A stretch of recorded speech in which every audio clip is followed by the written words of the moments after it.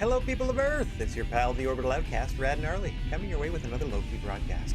Today is Thursday, and you know what that means. It's the start of a brand new generation in the GWA, as we're starting over from scratch in Fire Up Pro Wrestling World. But first, I'd like to say hello to everyone in chat or checking us out on VOD. No matter where or when you happen to be in this great big old world of ours, happy to have you with us, and hope today finds you well. Okay, like I said, we are starting over. This is Generation 2 of the GWA. What's going on, GR? Nice to see ya. Yeah, you're here for Season 2, technically. Oof. Season 1 lasted a good 44 weeks. Mostly uninterrupted. I think we only missed 1 week in our tenure, so that's not factored into the number of weeks that we actually broadcast GWA. So yeah, that's like 44 weeks. Almost a solid year of like 2 and 3 hours. When I started broadcasting stuff, I was only doing 2-hour stretches, and now I do 3. So like, yeah. Oh, I don't want to calculate the number of hours in my head that we have spent with GWA, but we are ready to spend a whole lot more because we are starting a game on hard mode. Boink. Let's get ourselves over here into the top corner. Now, I haven't even begun the universe yet. This is the last step before you actually start your Fire Promoter game. As you can see at the top here, we are the GWA once again. I didn't notice this last time, but we were actually given a substantial bit of asset there. It's like we got a good cash investment of 100K. This story here under the wrestler column, the yellow number is the number of wrestlers that are signed. The green number is the number of wrestlers that are free agents but are affiliated with the promotion. So to me, that means there are 4 other GWA wrestlers that can be scouted, and then obviously the blue number is wrestlers total. So you can see that we are starting with 6 wrestlers in our promotion. The promotional change we're making here is we're still based out of America, but last time Season 1 was run as a Kings Road promotion, and this time we're doing Strong Style. I think that means that our 6 default wrestlers are going to be different than the 6 wrestlers we started the game with last time. So the Hollywood Hunk, Jack Howard, and the other members of the industry I don't think will be part of Generation 2. Like, we can sort of consider it, they've moved on, retired, or this is like GWA Earth 2, whatever you want to say. Anyway, to that effect, we have populated the rest of the wrestling landscape with as many real-world promotions as possible. Now, the only way I can advance downward is to go between these 3 columns, so if you'll excuse me, I'm just going to stick on the promotional style side of things and just sort of go down the list. You can see top of the heap, we have WWE and New Japan, the top promotions in America and Japan respectively. And then, since you just sort of go with size of promotion on downward throughout the list, like as you go down, you can see that their assets go lower and lower and their size level goes down. I don't know what that leveling thing means, other than it might mean that their facilities, like their performance center or whatever you want to call their gym and doctor and so on and so forth, might start at those levels, whereas of course we're starting with none of that. Anyway, so we go down through the Americas here between AEW and NXT that are pretty much neck and neck. And then we have the 3 new additions. I spent many hours over the past couple of nights adding about 150 or so new wrestlers to the landscape. That puts our overall total of like edited wrestlers to about 1,200. That will be eventually populating our entire wrestling universe. More on that later, but first, let me go over the fact that we have added CMLL, Big Japan Pro Wrestling, and AAA, 3 actually rather prominent federations in Japan and in Latin America that we just sort of... I don't really watch them, so I never really thought to include them, but I thought, let's try to focus on the larger and more successful. Like, CMLL's been around since the 50s. I think AAA's been around since that time too. Big Japan's been around for like 20, 30 years. So like, these are mainstays of the wrestling landscape that we were sort of ignoring to focus more on like American independence, like NMLW or like the NWA or Smash Wrestling, even though it's like a Canadian promotion like we had in Generation 1. So those smaller promotions that I just mentioned aren't in our landscape. Oh, Stardom is also included there. But what I can do, and what I will do very shortly, is I can take all of the talent from those promotions and then just throw them into the free agent pool. So the promotions won't be there. So by default, the wrestlers associated with those promotions aren't in the game, but I can easily just add all those wrestlers like quite quickly as it happens. Anyway, so we have a couple of Lucha promotions in CMLL and AAA. Big Japan is probably the oldest or longest running, and now that FMW's done, and I don't want to ever feature CZW, so Big Japan is our first and largest hardcore promotion in the world that we'll be featuring. So then we have Ring of Honor doing some stuff. Ring of Honor used to be a Lucha promotion just because we didn't have any Lucha style, but now I can properly represent them as Kings Road. DDT is back. All Japan is back as well. Dragon Gate, Impact Pro Wrestling. I've had to base a promotion in Europe.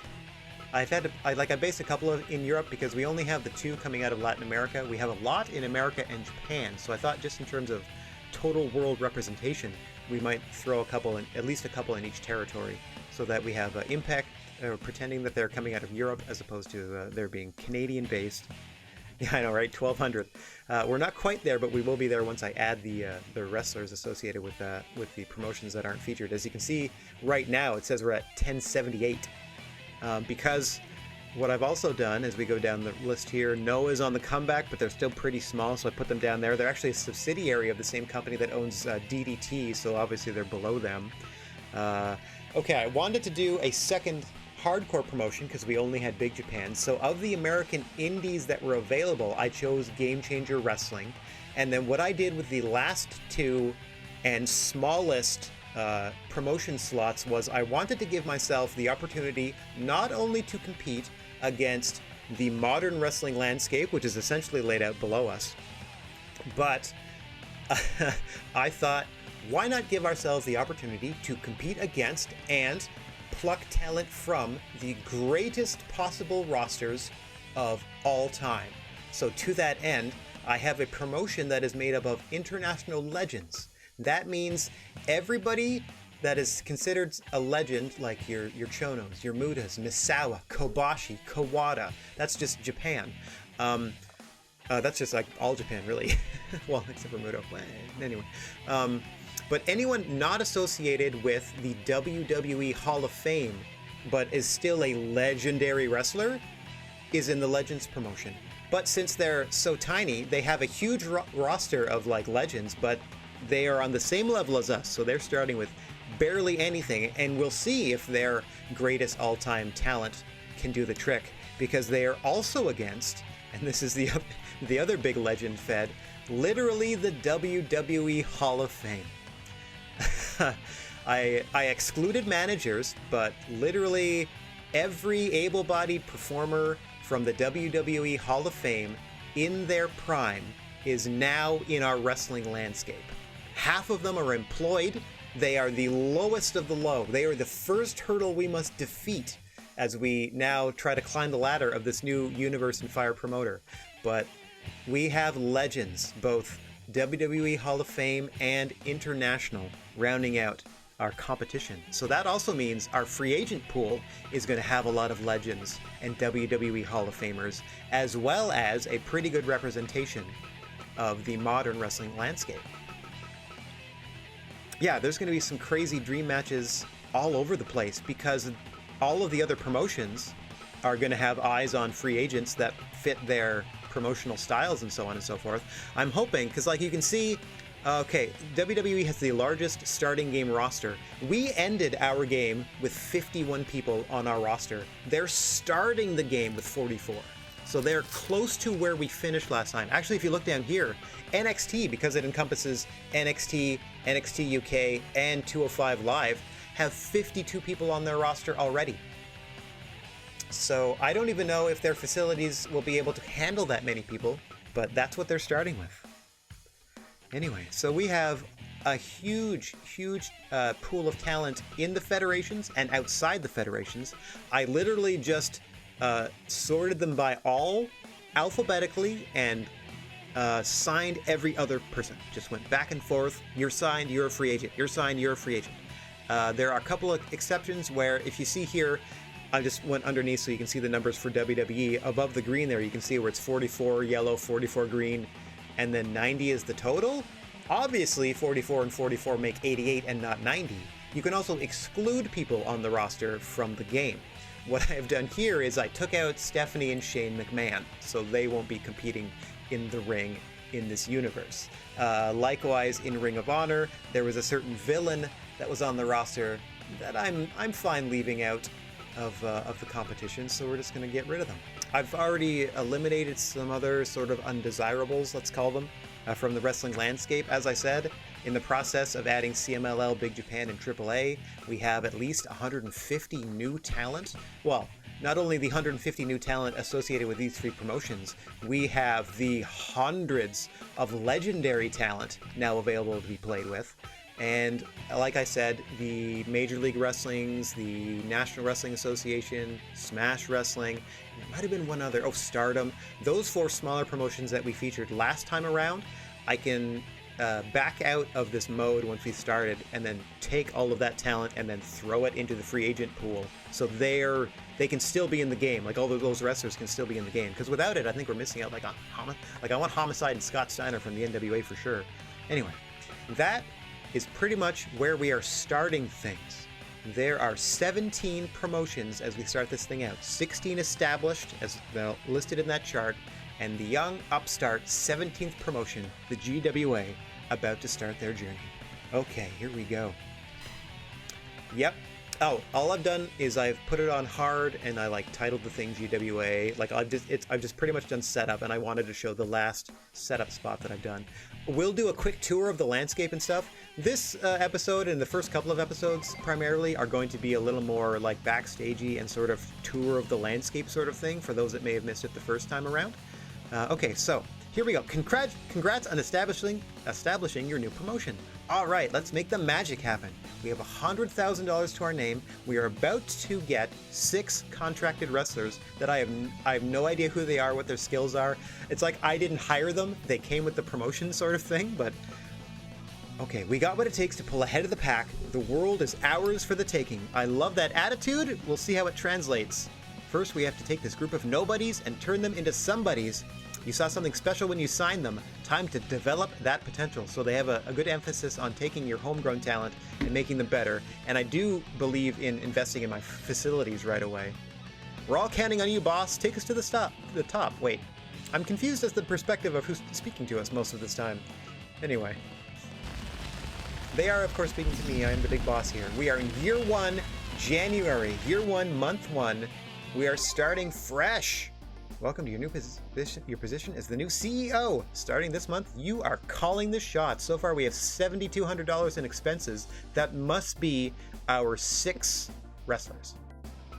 Your job is to book events to boost the popularity of your promotion and wrestlers to compete on the world. Of your promotion and your wrestlers to compete on the world stage. Yep, we have to start slow and take over the world. Let's start by setting up our first event. Events are the lifeblood of the company. Fans will expect match styles that match your promotion style. The rest is up to you. Take us to the top, boss. Okay, so first thing is first. Ooh. Are you ready? Are you ready? Hang on. I'm going to take a sip of water here. I'm not going to pour one out, but I'm going to hydrate myself. Because when I save this, we are going to overwrite the 7 years of the GWA and its $152 million and its A and B popularity across the world and its #1 status in that universe. It will confuse me to no end if I have 2 saves here that are GWA. So I'm just safer to just overwrite it, because if you want to see anything that happened over these 7 years that we ran that promotion, you are very much welcome to go check out our YouTube page. Just go search for Rad Gnarly. You see my big dumb face. It's the same logo everywhere, or the same picture of my big dumb face everywhere. So here it is. Let me take a quick sip. For Generation 1 of the GWA, because we are about to overwrite it with our brand new promotion. Here we go. Oh! Here we go. Here we go! I mean, it's not bad. The work is not gone. The 45 weeks of my life, or 45 weeks of my life, it's not gone. It exists in all these videos. It exists in my noggin. It exists in what we're going to do this time around to try to be a better, more balanced promotion, especially on hard mode. Here we go. Boink! Oh, we overwrote the data. Okay, so first thing I'm going to do is bear with me here, but I'm going to quit. Because like I said, I need to add the rest of that talent. So we can go down here quickly to add wrestler to save data. Boink. So I'm going to add a wrestler to the GWA save data, which is in the first year, the first month out of America. We have all our assets. We have no rank because nobody knows who we are yet. Okay, so not the SWA. Have all of these. No one in freelance. Oh yeah, so you have there's Shane and Stephanie from WWE that no longer are in. I generally just organize my promotion to the what do I want to say here? Alphabetical, like most things. Okay, so Stardom. Let's go over here and select everybody. Come on into the world, Stardom. At least the talents. Boink. Hang on, make sure everyone's selected.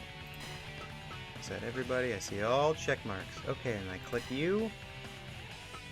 Yes, please. There, they're all in there. Now I go to Smash Wrestling and click all these. Welcome.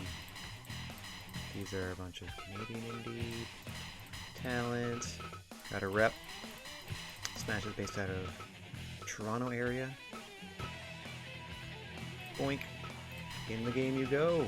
Ring of Honor's here, except for Marty Skrull. NXT here. Oh, NWA. Okay, let's get all the NWA talent. It's out of date. I'm not going to lie. But I'm happy to have as much representation as possible. There's also, we got to have Thunder Rosa. Boink. Okay, so Noah's here. New Japan's here. MLW needs to be added. I think this might be the last one. We'll do a quick check, though, on our way up. This is as quick as this is as fast as it takes to just like, what edits would you like to add? All of these, please. No problem. Click, click, click, click, click. They're in the game. Impact's here. Game Changers in. Dragon Gate. DDT. CMLL. Big Japan. All Japan. Oh, who am I missing? I thought I saw somebody here from All Japan. Oh, Max Caster. Apparently. Somehow didn't make it. There you go, Max Caster. Welcome to the game. Oh yes. I did do like every other tag team, which turned out to only be like the Bushwhackers I was leaving out, so I'm gonna put them in. And we're not putting in the managers because they're definitely manager edits, like they're in suits. They don't really fight. Okay, got all these legends. All right, we started over. That's it. Done. Just like that. So now we can load our data, and all of those wrestlers are now. They're in the free agent pool, some of them, and some of them are also going to be behind the scouting wall, so we actually have to sort of like discover that talent as we go forward. So let us first check out our human resources. Okay, who on? Oh, wait a minute. Records and help. Wrestler stats. Let's meet the roster for the first time. Yes. Okay, good. We got our boys back. Oh, that's good stuff. That's good stuff. So we are strong style, but we still got some familiar friends here. Awesome. Everybody has A in trust. Jack Howard, Matt Robinson, David Houston. Oh boy, that makes me happy, to be honest, because I know what they're capable of, so I know what the matches are going to be like. Like Matt Robinson, I'm going to be putting in the main event. I can tell you right now, because that guy can wrestle. He won't necessarily win, but I feel like a Jack Howard, Matt Robinson main event might be in our future. Anyway, okay. I need to check something real quick here. Hold on a second. I have the opportunity, thanks to the fine people in the Steam Workshop, to possibly add these wrestlers to my normal game. Yeah. Boop, boop, boop, boop. Mickey Williams, Thomas Walker. Amazing. Okay, I think I just added all 6 of them. So once I reboot the game. Okay, so here's who we have. I know what these. Okay, so Paco Pile Driver. Yeah, he's got the pedigree. David Houston's got that face slam. That's his version of the. Oh man, it's Christopher Daniels. Last Rites. His version of the Last Rites is what they mean there. A lift from Mickey Williams. So Mickey Williams and Bill Bullock, from what I remember, these 3 were real cheaty. Oh, they're the heels. That's why. So these ones use like weaponry for reals. Like Thomas Walker, as you know, always sneaks a fork into his matches. Mickey Williams, I think, has like a sickle as one of their moves. Also, yeah, scythe attack. It's right there under their signature moves. A scythe attack. Weapon attack is one of his signature moves. So these guys, low blow. These guys cheat like crazy. Okay. So we have a good face-heel dynamic to start with, I suppose. And you can see, I don't know, man, I'm still gonna... It doesn't really matter, I'm just trying to make the best matches so far, but here's some other things we need to do.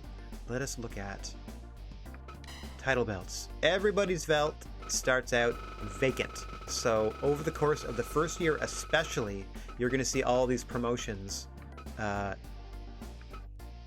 crowning champions. That's amazing. We're going to have a Legends champion and a Hall of Fame champion at the same time. Also, all the belt designs are completely random. So let's see what our belts actually look like. Ooh, the Winged Eagle is our heavyweight. All right, our tag team is kind of old school looking. The junior heavyweight belt is literally the World Heavyweight Championship. Big gold is our junior heavyweight strap. So our two heavyweight straps, I'm going to say, look pretty good. The actual literal strap on this could be better. The 6-person championship belt is not my favorite, but the Smoking Skull is the WWE Championship belt, and that's awesome. Yeah, the junior tag also kind of a strap mismatch, but I don't mind it. That's the NWA title, like the faceplate. That's pretty fun. Yeah, like it's a kind of a mini scythe, like a one-hander, but yeah, he pulls out a scythe. It's like a classic Mr. Pogo move that they put in Fire Pro games for ages. Okay, so I don't really need stats. Oh my gosh. Can I look at... Oh wow. Okay, so I had some stables that were already in the game. Ooh, it looks like my face... Hang on. My face division is already at a B popularity. That's pretty good. So, okay, spread them out. Faces versus heels, top to bottom, so we'll get people involved. Okay. Wow. There is one free, and the rest are Raw and SmackDown. Look at that. I just did it alphabetically, and it just worked out that these stables got such and such people. As you can see, we have so many Chaos, Alex. Actually, you know what I can do instead? I don't need to look at just my promotion. Boink. Here is who is with the WWE. Okay, well, AJ and he's not called Babatunde anymore. He's like Omos or whatever, but at least they're together. I didn't protect tag teams at all. Like I said, I literally just went every other person alphabetically is on the roster. Oh, including apparently John Cena right here at the bottom. No, that must be the free agent. Whoa, he does not trust anybody. Okay, or he doesn't trust the promotion way down there at the bottom. Oh, they're all over the place in terms of trust. That's interesting. We got New Japan, so we have Chaos is represented, but it doesn't look like they have Okada. LIJ only has 2 people. Wow. Bullet Club did pretty well for themselves. Suzuki-gun has Minoru Suzuki, so that's at least still named properly. The only half of the Empire made it. The other half is gone. Okay. My word. Okay, so AEW's got... Oh, this is so much better, because last time there was, like, barely anybody. And now we have, like, you know... Factions are half full, here and there. Team Taz is only Ricky Starks, but he's repping the banner. Death Triangle is one of 3 people, but he's repping. Okay. Alright, so we got a pretty good landscape. What we need to be doing to start with is working on our short-term goals and our long-term goals. And our short-term goals are to get up to 5 matches. If we can at least get up to 10 people on our roster and being able to consistently put out 5 match cards, that's halfway to, obviously, you know, the maximum of 10. And that should give us the best opportunity month in and month out to draw a crowd, keep their attention, put on a good show. Like 3 is too low, which is what we're sort of forced to start with here. 4 is okay, but I would really feel comfortable with 5, because that's like half of the setup screen on the events and everything. So to that end, we need to work on our roster. We can currently only have... it's not gonna tell me here. Tell me under records? Promotion stats. There we go. Okay, so you can see there are details. We can only have 8 people. So we can't even get to that number of 5 until we do our first gym upgrade. So we at least need to hire 1. We have 1 a month, and like I said before, I'm going to give myself a rule of 3 with all of these management tactics, like 3 strikes and I'm out, essentially. So I get 3 tries at contract negotiations, at signing talent, and then when I run the event, I'm going to give myself 3 chances to have everybody show up, and if they don't, then I will just deal with whatever, whatever prevents us from putting on a full card. Because like I said, we're playing on hard now, so those events might happen more often, but I'm still going to try to game it a little bit and give myself 3 strikes at things. Okay, so human resources. We cannot afford to send anybody out to scout. It is not worth it. We have a huge pool already. But it's going to get a little smaller because we're going to offer a contract. We're going to try to find somebody to up ourselves to 7, and then we're going to book an event where we try to hire someone in as a loner. So we're going to try to find somebody to hire, or we're going to try to hire somebody to the promotion and then bring somebody in, both of whom we're hoping will be popular in America. So we're trying to hire somebody that's going to be like a key feature on our roster, and already we're going to make the former industry jealous that we're bringing people in already, and we're going to try to bring in a guest so we can have a nice 4-match card to start us off in the Americas. So let's get back to where the free agents are from North America, and let's check out all these cast-offs. I'm going to go ahead and hit X if I can. There we go. I'm just going to alphabetize everybody.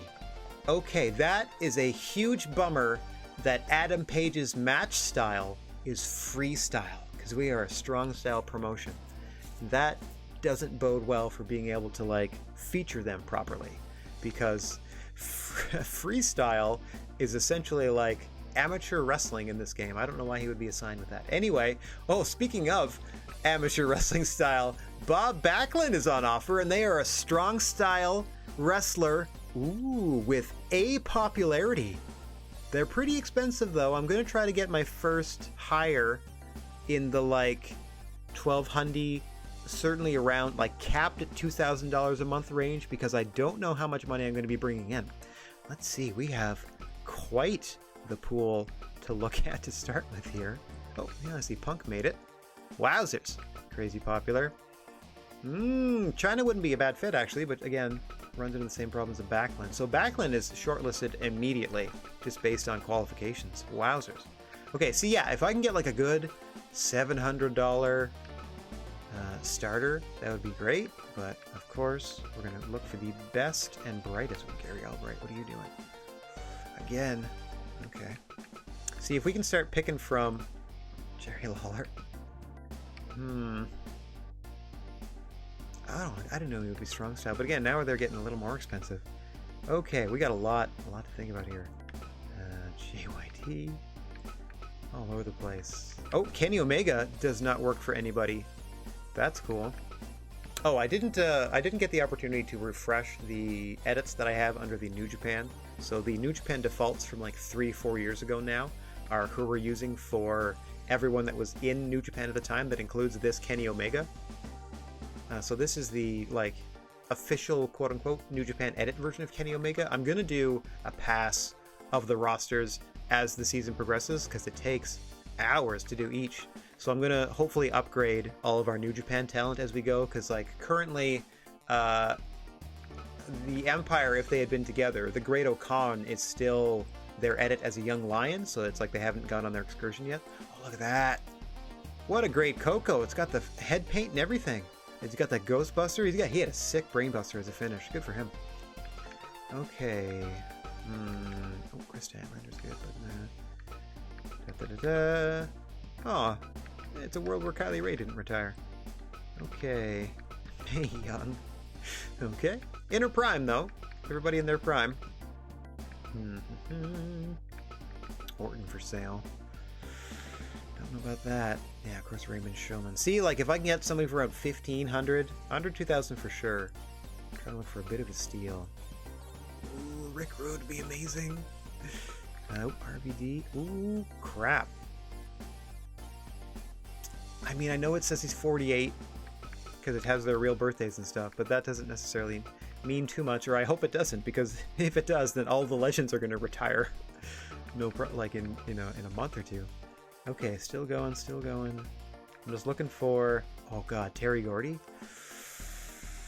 Ooh, that would be good. He's not exactly strong style, but he'd be good enough at it. Crap. Oh my god, Vern Gagne. Okay. Make some noise for X-Pac. Oh no. Okay, now we're gonna get into the Japan of it all. All right, let's alphabetize everybody. Okay. Oh, that would be interesting. Dencho Codino. Oh, the other few things I wanted to mention was that since we're gonna try to do a better job of being a more well-rounded promotion, and part of that means we're gonna go to a different territory every month. Oh my god, I just want to hire Kobashi. Regardless of the fact that he's expensive, he's going to be worth it. It's friggin' Kobashi.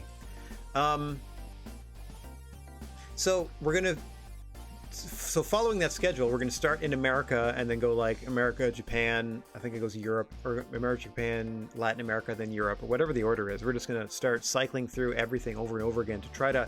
It's gonna be a slower build in each territory, but it's gonna be an even build across the territories. So picking people that have an S in any of these is a good idea. So Kobashi, how is Backlund popularity-wise? Hang on. ACCC. So Backlund is out because if I can just spend $160 more and get somebody much more popular like a Kobashi, okay. So Kobashi is currently our favorite. Despite the price, we're going to try to negotiate with them. Yeah, we're going Kobashi. Look at that. Attack is a B+ and defense is an A already. Okay. The only thing that worries me is the age, but like I said, I don't necessarily know if that's going to play too much into what's going on here. Because even over the course of the 7 years that we ran the last universe, I can think of only a handful of times that it told me a character had retired, versus so many that didn't even get a chance to be seen in the free agent pool based on the fact that they didn't get scouted, quote unquote. So there's lots to look at. Okay, so I don't see anybody else that. Ooh, Nagata's not bad. See, that's about half the price, though, for half the popularity and skill of the Kenta Kobashi, is who I'm going to go at first. And oh no, this is going to be too many. I was going to say, Latin America shouldn't be too populous. Oh wait, I have a couple of Lucha promotions now, so this is going to have a lot of people in it. Oh, not too many, but okay, not enough that's going to make me jump for joy. Okay, and a quick check. Apparently, oh yeah, that's right. I was like, apparently Andre the Giant is from Europe? Yeah, he's French. Okay, so Andre the Giant is a free agent. Holy crap.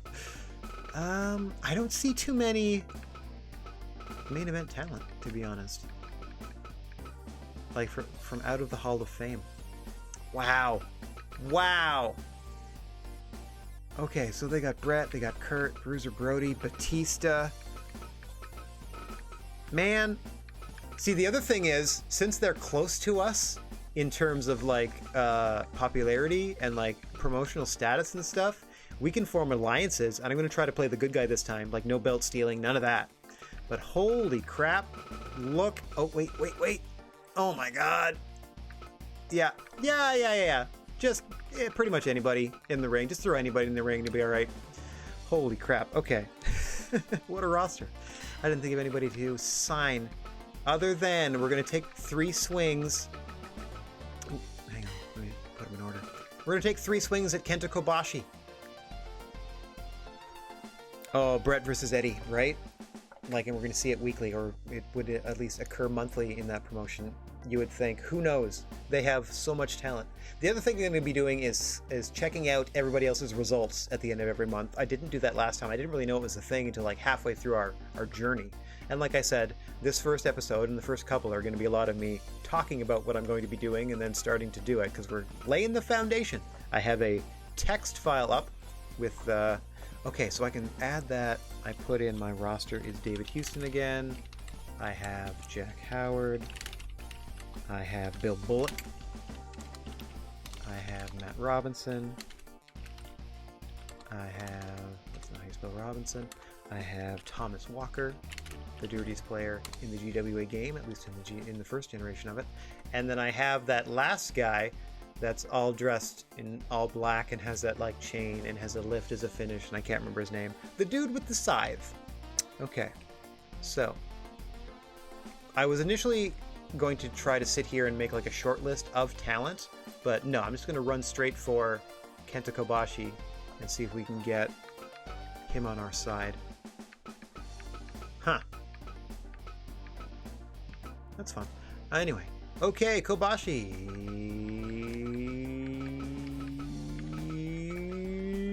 Crap. Hang on. Uh-oh.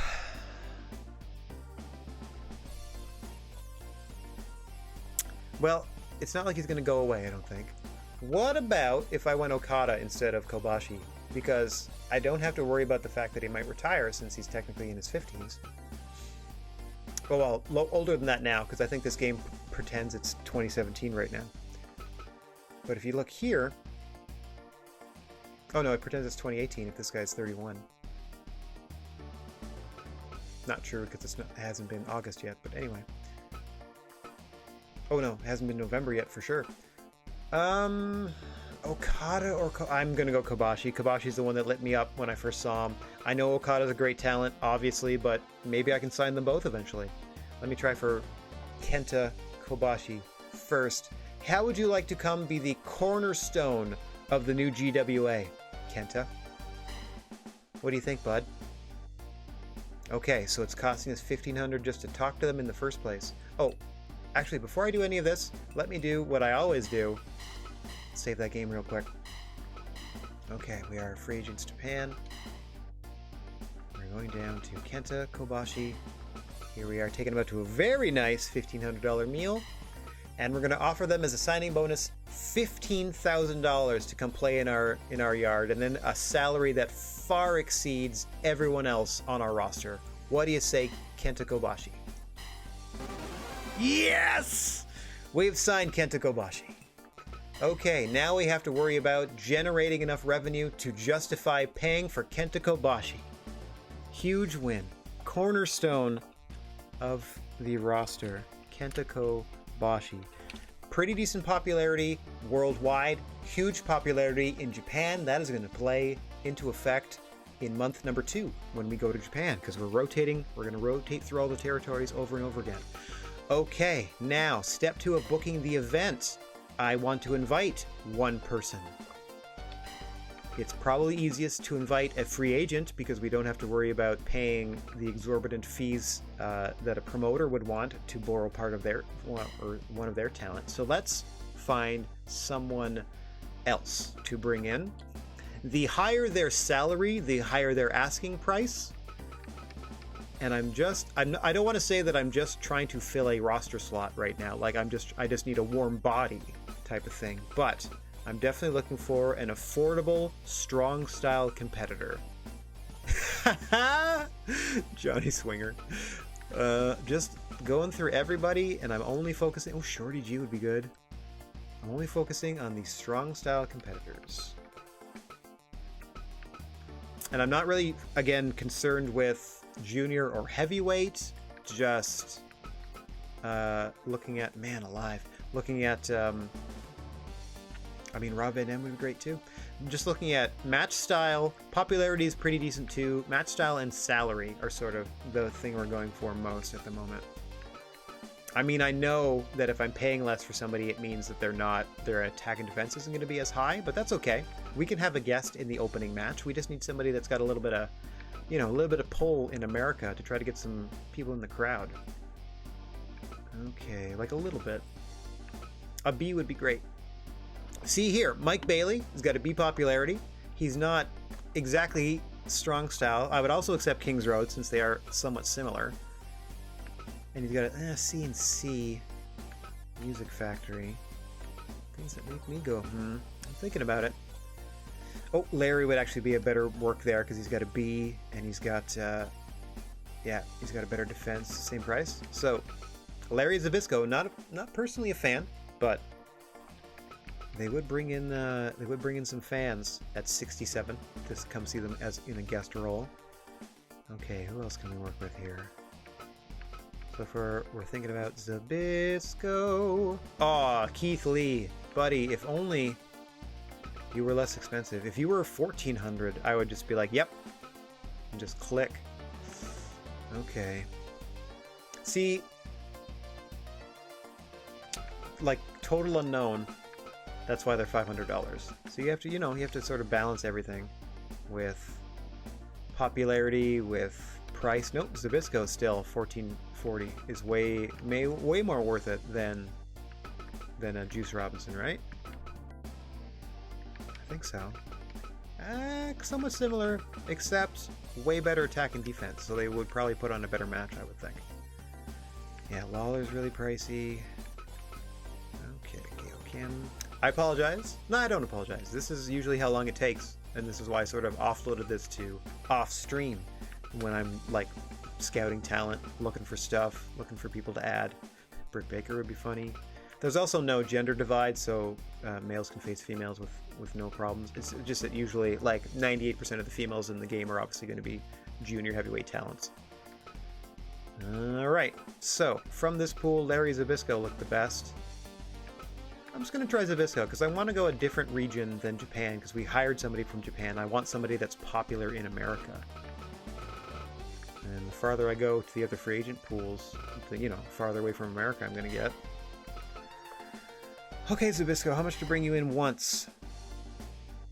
$3,700 to bring in Zabisco once. Okay, let me go back. And again, like I said, I can game this. So I'm going to give myself 3 chances at... I'm going to give Larry 3 chances to turn me down, essentially. Human resources. Oops, hang on, I'm going event, invite. Now, the other big thing is we have to hope that they want to show up for work. And again, we have 3 strikes and they're out in that regard. So bringing in Big Larry for $3,700, totally worth it if you help sell out the arena that we're going to. There we go. Zabisco has come in and we are ready to book an event. After we book the event, we're going to check out our training center and we're going to check out our merchandising options because I don't know what size of arena we're going to be able to fill. So for our very first... What? Wait, what? Hang on. I did strong style and they're okay with me doing normal cage match, barbed wire, and landmine? They're okay with any type?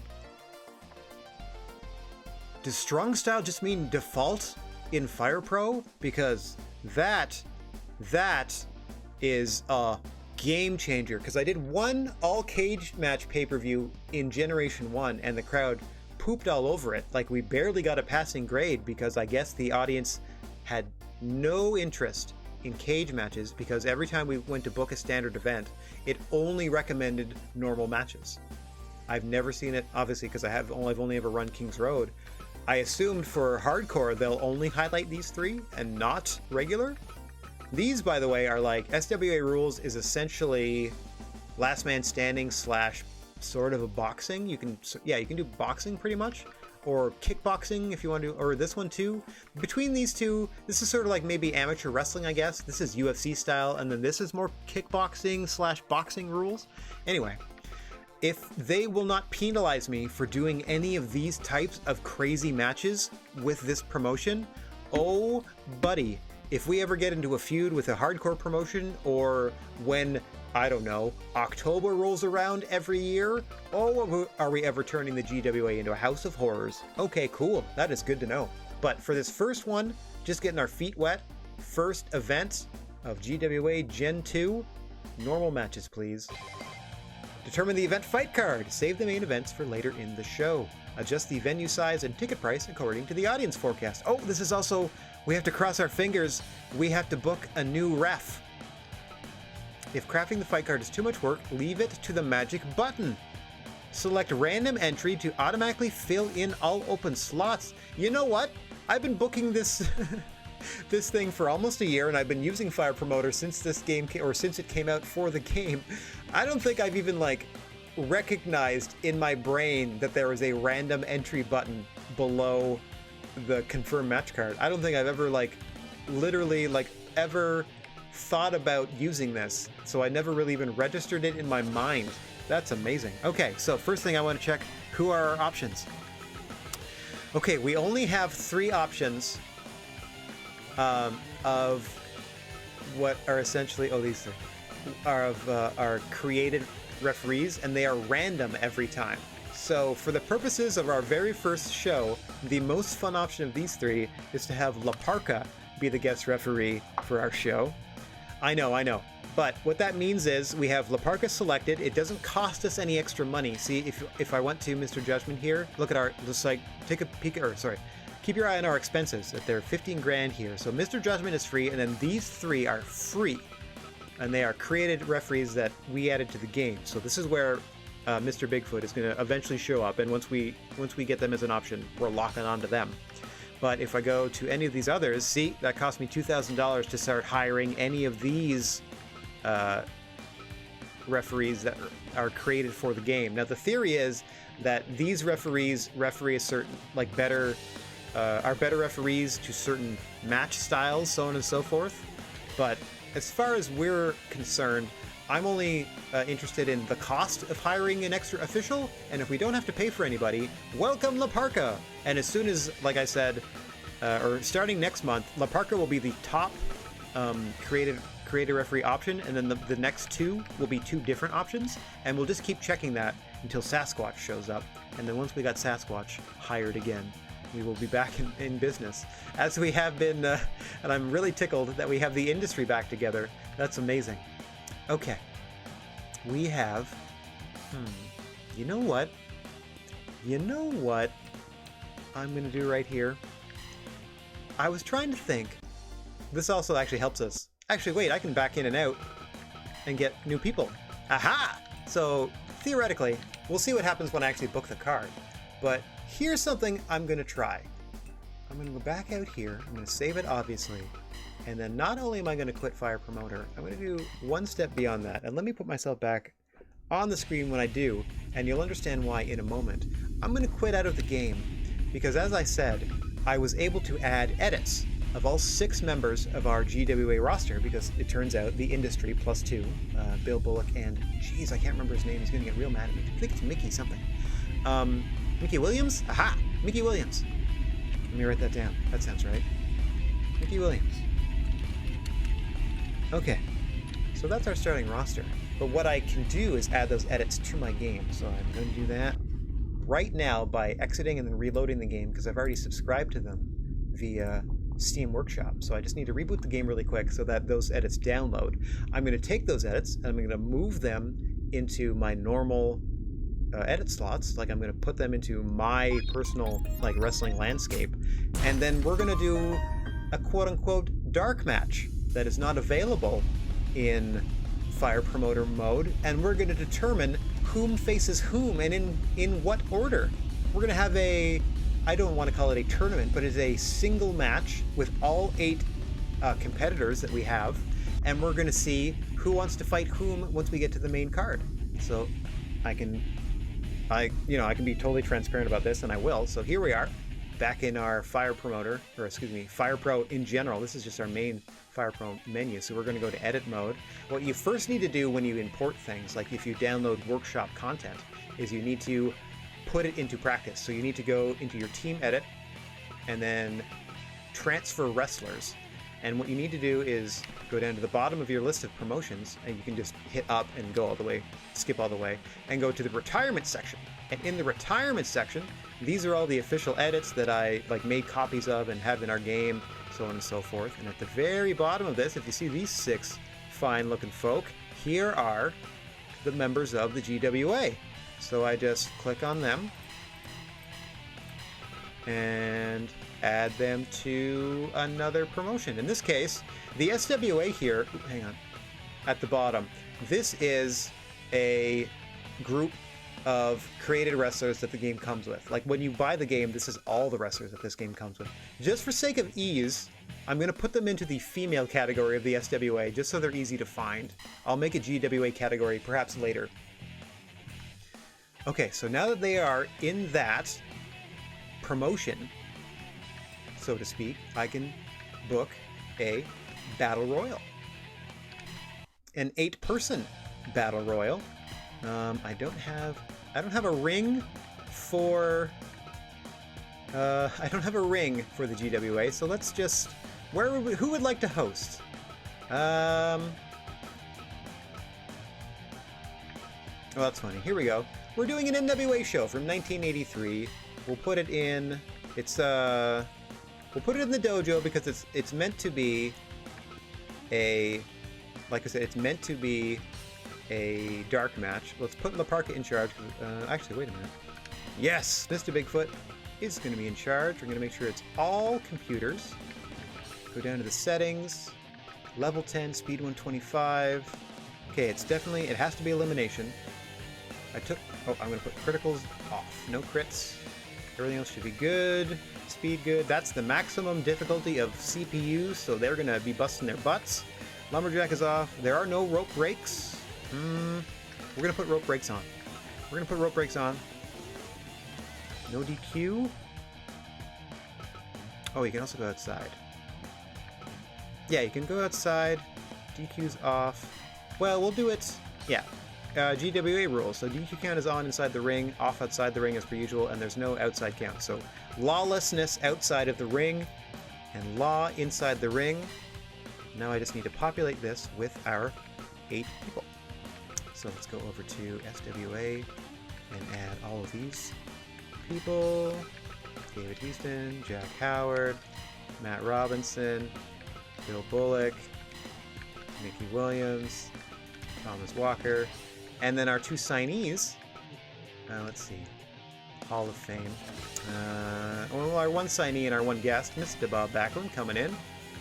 That's a just for funsies. I'm going to have him wrestle in that. And our signee, the big one. Let's go to the legends. All Japan legends. Kenta Kobashi is on our program. Oh, cool. Yep. Oh, all the way back to like young boy Kenta. That's cool. I don't know what the difference is here and here. Oh, he has a goatee. Okay, so these 8 gentlemen will be facing off in this matchup. What I'm going to do is seed them 1v8, 2v7, 3v6, 4v5 in terms of whom gets eliminated in what order. So obviously our main event is going to be... Oh, wait a minute. That doesn't make sense. If you're 1v8, shouldn't they all be squash matches? 4v5 would be the best match. Okay, so in order of elimination, if you're the first 2 people eliminated, that's your first match. The next 2 people eliminated, that's your second match. The next 2 people eliminated, that's your third match. The 2 finalists is your final match, but we're going to let the thing play out. That makes more sense. Okay, we're going to do it that way. Let's get down to the ring and make sure it happens that way. Oh, you can't quite see Bill Bullock's face because my big dumb face is in the way, but that'll be okay in a second. All right, so this is technically a dark match before we go live with our first GWA card to determine the matchups in this one. This is an 8-man match. NWA was kind enough to lend us a ring from decades ago. I'm pretty sure Bob Backlund hooked that up for us. And here we are in the dojo. There is no crowd here. This is just for personal pride. Oof. And like I said, whomever is eliminated first is your first competitor in the opening match, and there they will be facing whomever is eliminated second, and so on and so forth. Oh, Bill Bullock busted open early in this one. That's unfortunate. Oh, I saw a kick to the ding-ding there. Action, fast and furious, obviously too much to be able to really focus and call all of it. Your guess is as good as mine as to who's going to come out on top here, but Bill Bullock at the early disadvantage by unfortunately being busted open in the first minute and a half of this one. As you see, all 8 competitors that will be featured in the first ever GWA Generation 2. I'm going to stop saying Generation 2. It's just the GWA. I just have to accept that it's the new GWA. Oh, I don't want to call it that either, because nothing ever called new ever works out. Unless there wasn't a previous one, and it's just part of the name. Okay, so these are all 8 competitors that we will feature in our first GWA show coming up in moments. But first off, we're going to figure out who wants it bad enough to main event. Who can survive this match long enough to main event the show? That's another good way to look at it. To the victor goes the spoils. Oh my god. See the vicious shots there for Kobashi. Meanwhile, Mickey Williams, I think, attempting to suplex David Houston onto a chair on the floor. Oh, my word. Suplex there from Mr. Bob Backlund, taking a break from his presidential run to come do this matchup for us. Oh, rodeo stretch there from Jack Howard. You won't see a lot of people, and as soon as I say that, Mickey Williams busts him over the face with a chair, but I was going to say you won't see a lot of people trying to break up pinfalls or submission attempts, because I'm pretty sure It's every man for himself, last person standing. I didn't pick first win. That's the one where it's up to 8 people and literally first pinfall, first submission seals the thing. I wish you could have these options because that's the way I could do like triple threats and fatal 4-ways and so on and stuff. But unfortunately, we can't do this inside Fire Promoter, but I can do it outside Fire Promoter and pretend it has an effect. I mean, I can make sure it has an effect. That's how we're booking today. Every competitor in this one looking for every possible advantage at every angle. Got to keep your head on a swivel. Potentially 7 opponents at any given time could be bearing down on you. You see Matt Robinson work on Thomas Walker. In another life, very successful tag team. In another life, half of this group was a very successful franchise together. Let's see what alliances are formed in this new reality. Ushigoroshi there to Kenta Kobashi, our very proud initial signee, the first new member of the GWA roster, and we couldn't be happier to have the legend with us. I just cross my fingers that they don't decide to retire in a few years. Oh, you see Mickey Williams just straight up biting a fool. My word, blood all over the place in this one. So, Thomas Walker busted open, Bill Bullock busted open. I think Mickey Williams may be contending for dirtiest player in the GWA game. I think there's a reason that we fired them pretty early. Because they're like, this isn't the kind of content we want. Oh my god! Look at Backlund and Bill Bullock back and forth! Like Takayama Fry! Amazing! So far, no eliminations. We're about 10 minutes deep into this one.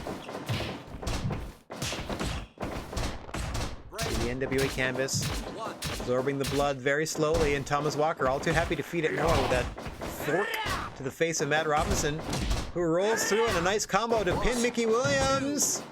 Oh, Williams just escapes. No crowd reaction to that one, as there's no crowd. Wow. Again, this is before the cameras were even rolling. Look what these men are willing to do to one another for the opportunity to main event the first GWA show. Sit out dominator there for Matt Robinson. Now Kenta Kobashi takes over with a half and half on Bill Bullock.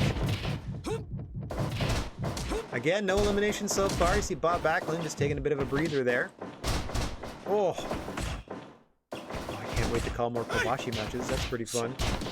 What on earth? Bill Bullock.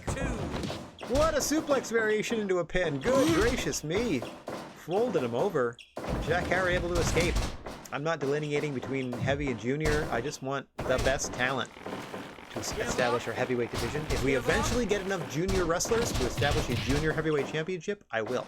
But for now, I just want the best roster I can possibly assemble. So it doesn't matter to me that David Houston and Bill Bullock are technically our juniors and the other 4 are heavies. They're just in there fighting like everybody else. And fight they will. Look at this. Blood everywhere. Oh! Diamond dust out of the corner from Robinson. Don't think I've seen that before. We got 3 people bleeding here. Bullock, Thomas Walker, Matt Robinson, all busted open. Oh, Mickey Williams. 1, 2. Shot to the ding-a-ling there. Bill Bullock responds in kind. Oh, they just batter each other's heads together. 1, 2. David Houston with the roll-up. Almost eliminates Mr. Backlund. Final cut there, like maneuver from Kobashi. I'm sure that's not what he calls it at all. I'm sure it's the burning something or other, but shades of the Big Show. Man, you can just hear all the shots to the ding-a-ling in this one. Perfectly legal. DQ. Oh my god, just stabbing you in the back with a fork. That's new. I think Mickey Williams may be worse than Thomas Walker in every regard as he comes with another fork to the back of the head. Goodness gracious me. What a terror. Oh, reverse run off the top to Kobashi. Oh, Walker helped David Houston there. Saved him, in fact. Jack Howard was going for that package pile driver. Again, we're cresting 20 minutes now, and still no eliminations. Orange Crush by Kobashi. Oh, that ends Mickey Williams' night. So our first match is going to be Mickey Williams versus someone. Let me note that real quick. Millions versus somebody. We'll find out who momentarily. Back and forth again, Backlund with those punches. Wow. What bigger from the old school competitor? A stomach claw from Bill Bullock. Interesting tactic there. Oh, Jack Howard also busted open. Nice. There's that butterfly with the bridge. 2, 3. Jack Howard eliminating David Houston. And then quickly, Bill Bullock out. Okay, so Williams versus Houston. And then I got Bullock versus somebody coming in. 2. And we got 5 left. Oh. 1. Here comes the fork to the forehead of Kobashi. Only Backlund and Kobashi avoiding bleeding in this one. All the other 3 competitors busted wide open, mostly at the hands of Mickey Williams. Glad he's out of it. Now as we approach 20 minutes, now we're getting down to it. Triple Germans from Howard. 2, 3. Able to put down Kenta Kobashi. They will be facing Bill Bullock in our second match. We got 4 competitors left. Looks like we're starting Kobashi low on the card.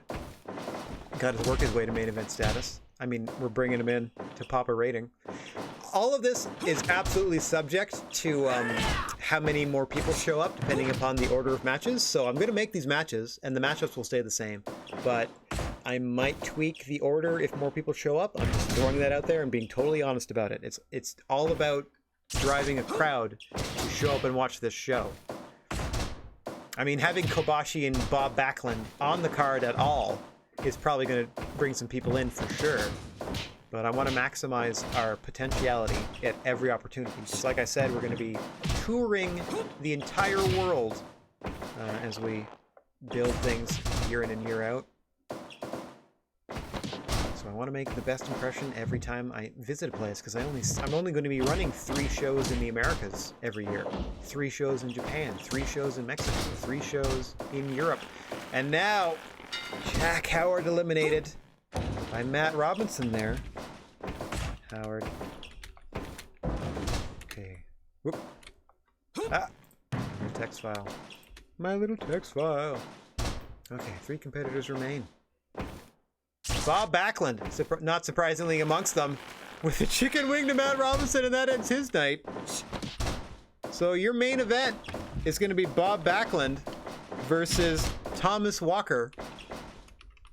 That's going to be very interesting. I mean, I don't know if it's going to be the main event, but it's going to be one of the 4 matches on the card. Let's say that. 1, 2, 3. Oh, and Thomas Walker getting the roll-up pin on Bob Backlund.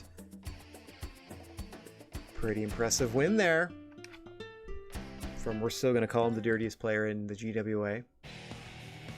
And of course, a match evaluation of a bajillion. There was nobody there to see it, but the crowd that was there absolutely loved it. A 5-star brawl in our dark match, just to determine what our actual matches are going to be. So let's get back into Fire Promoter mode. Boink. Okay. Load that data. Now we're ready to book this card. Book event. Standard event. I'm so jazzed that we have all of these options. If this means, and the fact that they gave us so many people that like cut their opponent to start out, like all the heels, it seems, cut their opponent. If this means that we're going to get a lot of different match type options out of the crowd's willingness to accept death matches in and amongst all of the classic wrestling contests we're going to be presenting, then I'm super jazzed. Yeah, could be. So that could be shades of what's to come. Thomas Walker pinning Bob Backlund there. We'll see. Bob Backlund has got to be looking for a measure of revenge now. Okay, we didn't get... You know what? I can just keep backing out. Hang on. Excuse me while I game this. Just a couple times to see if we can get Sasquatch right out of the gate. Nope, those are all real people. No, thank you. I'd rather have like fake silly people than real people anyway, as the fake ref. Nope, again, those are real people. Oh, I should probably delete Drake Wirtz. They're no longer employed. Dang it! Bear with me. Shouldn't be too much longer. I'm gonna give myself 3 more chances At the end of the third one, if they're not there, yes! Okay, Sasquatch, forever the referee. Now I never need to change that. Sasquatch forever.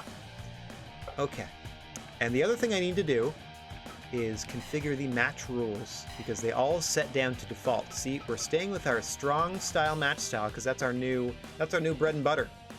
The only way we would change that. Oh yeah, gaming for Bigfoot was totally worth it. Now we have Mr. Sasquatch, we got Mr. Bigfoot, we got Senior Sasquatch. The entire run of the GWA from here on out. It doesn't feel like the GWA without them. And now we have Mr. Bigfoot. We have what was the industry. What's old is new again. What's old is new again here in the second generation. Okay, so we turn up the speed to 125. Rope on, elimination on, lumberjack on, lumberjack off. That means you would come back into the ring right away. Tornado tags are off. Cut play is on. DQ count is on. The outside count, we're going to turn that off. Criticals on low.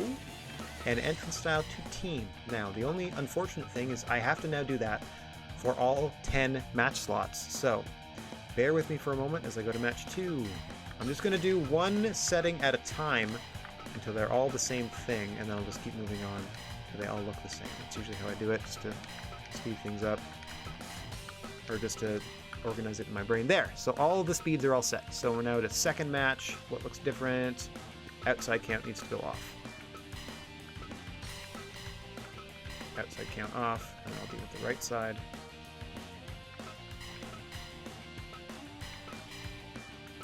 Doo-doo-doo. And I only have to set this once, but you do have to set it, otherwise... There, otherwise it gets out of hand. So here I gotta do critical to low, entrance to team. Critical to low, entrance to team. Having background music during the game doesn't matter, I turned it off, so you'll hear it anyway.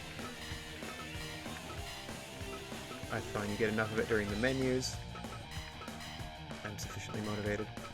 Now there's going to be a crowd, fingers crossed, so we're going to hear them instead of that empty dojo. Okay. Low. I still want to deal with them because it's still indicative of like injury. Like I could super game it and be like, I'll turn off criticals so that like injuries are less likely, and then just not turn them on for the first like year. But I feel like the 3-strike thing is giving myself enough of an advantage. Okay, so let me check. Just whip through this real quick. I'm just trying to take in the entire... Oh, I'm getting away from the microphone, but I'm just trying to take in the entire screen as I whip through. Yeah, they all look the same. Okay, now, we can book our card. We got 4 matches. We're starting with... They're all going to be singles. So our first match was Mickey Williams, the Son of a Gun, and David Houston. Was our first one. I do like that it gives you the option to be... I could play all of these matches if I so desired. I wish you could do more than one human-controlled promotion in the universe. That would be a lot of fun if I had one like in each territory or something like that and like booked against myself or something. Okay. Match 2. Singles match. Bill Bullock, Kenta Kobashi.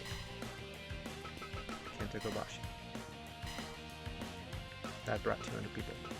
So ticket price, so we're doing no advertising so far. I'm going to start futzing with all this in a second. This is pretty much, yeah, the smallest we can go. 1,600 isn't really worth it.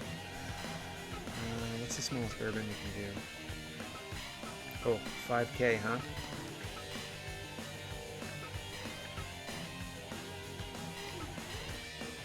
We'll try. 16 hundo is our first show. It's our first ever show. Okay, Kobashi, and then Howard versus Robinson.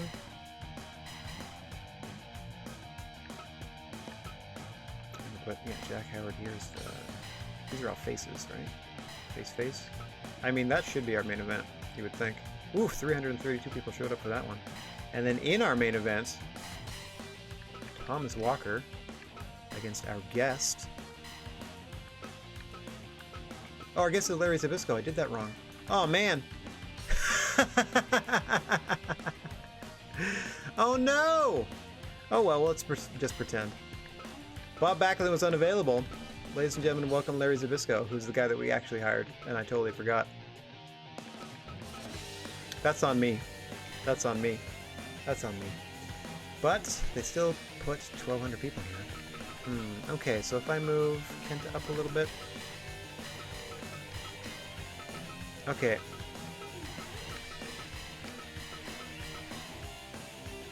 Okay. I mean, that's pretty funny.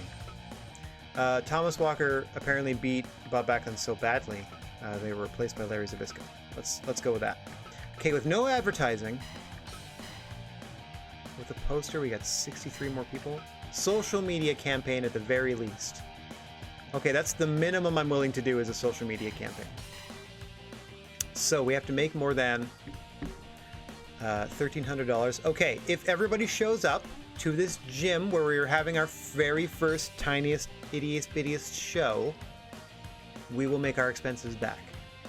If I move it anywhere else, the same number of people are going to show up, but the expenses go up. So here, we're not going to lose money. If everyone shows up, at least the expenses of the facilities will be covered. And now it's up to us to make a little bit of merchandise for the 1,300 people. I'm going to stick with this. I'm going to stick with this. It's the lowest ticket price. It's literally the... see, I could do a TV commercial. What can you get me? I can't even fill a 3,000-seater with a TV commercial. Yeah. And even less in a more urban area. So 1,300 out of 1,600 capacity for our very first show. Not terrible. We are the tiniest promotion in this world. So I just moved things around a little bit, and it doesn't matter. It doesn't really seem to matter the order. They're just gonna, 1344 are just gonna show up. So David Houston, Mickey Williams, Kenta Kobashi, Bill Bullock, Matt Robinson, Jack Howard, Larry Zabisco, and not Bob Backlund. I had Bob Backlund on the brain because he was my other choice if I couldn't get Kenta Kobashi. All right. Larry Zabisco, not Bob Backlund, who has subbed in our pre-show against Thomas Walker in your main events. So we did book them in the first place because they would help people show up. So can we instead, what if I put them first? More people showed up to see them face Mickey Williams.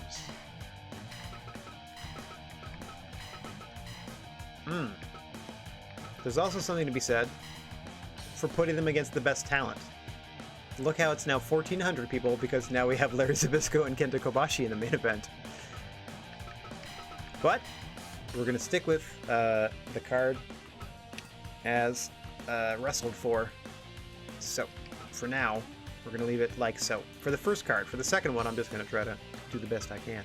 Just like we're doing here. We're doing a pretty decent job. We're going to cover our expenses. Barely, but we're going to cover them. So that, to me, means a successful card. Yep. Proceed to run, but not yet, because we have some management to do. Okay. Okay. It's less than $1,000, so I'm going to buy the sandbag. So it's at least something.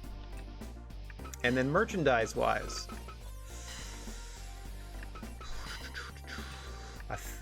I would feel bad if I didn't at least make snacks, and that's all I'm going to make. I'm just going to make snacks for the 1,600 people. I'm making 1,000 snacks for like the 1,300 people that show up.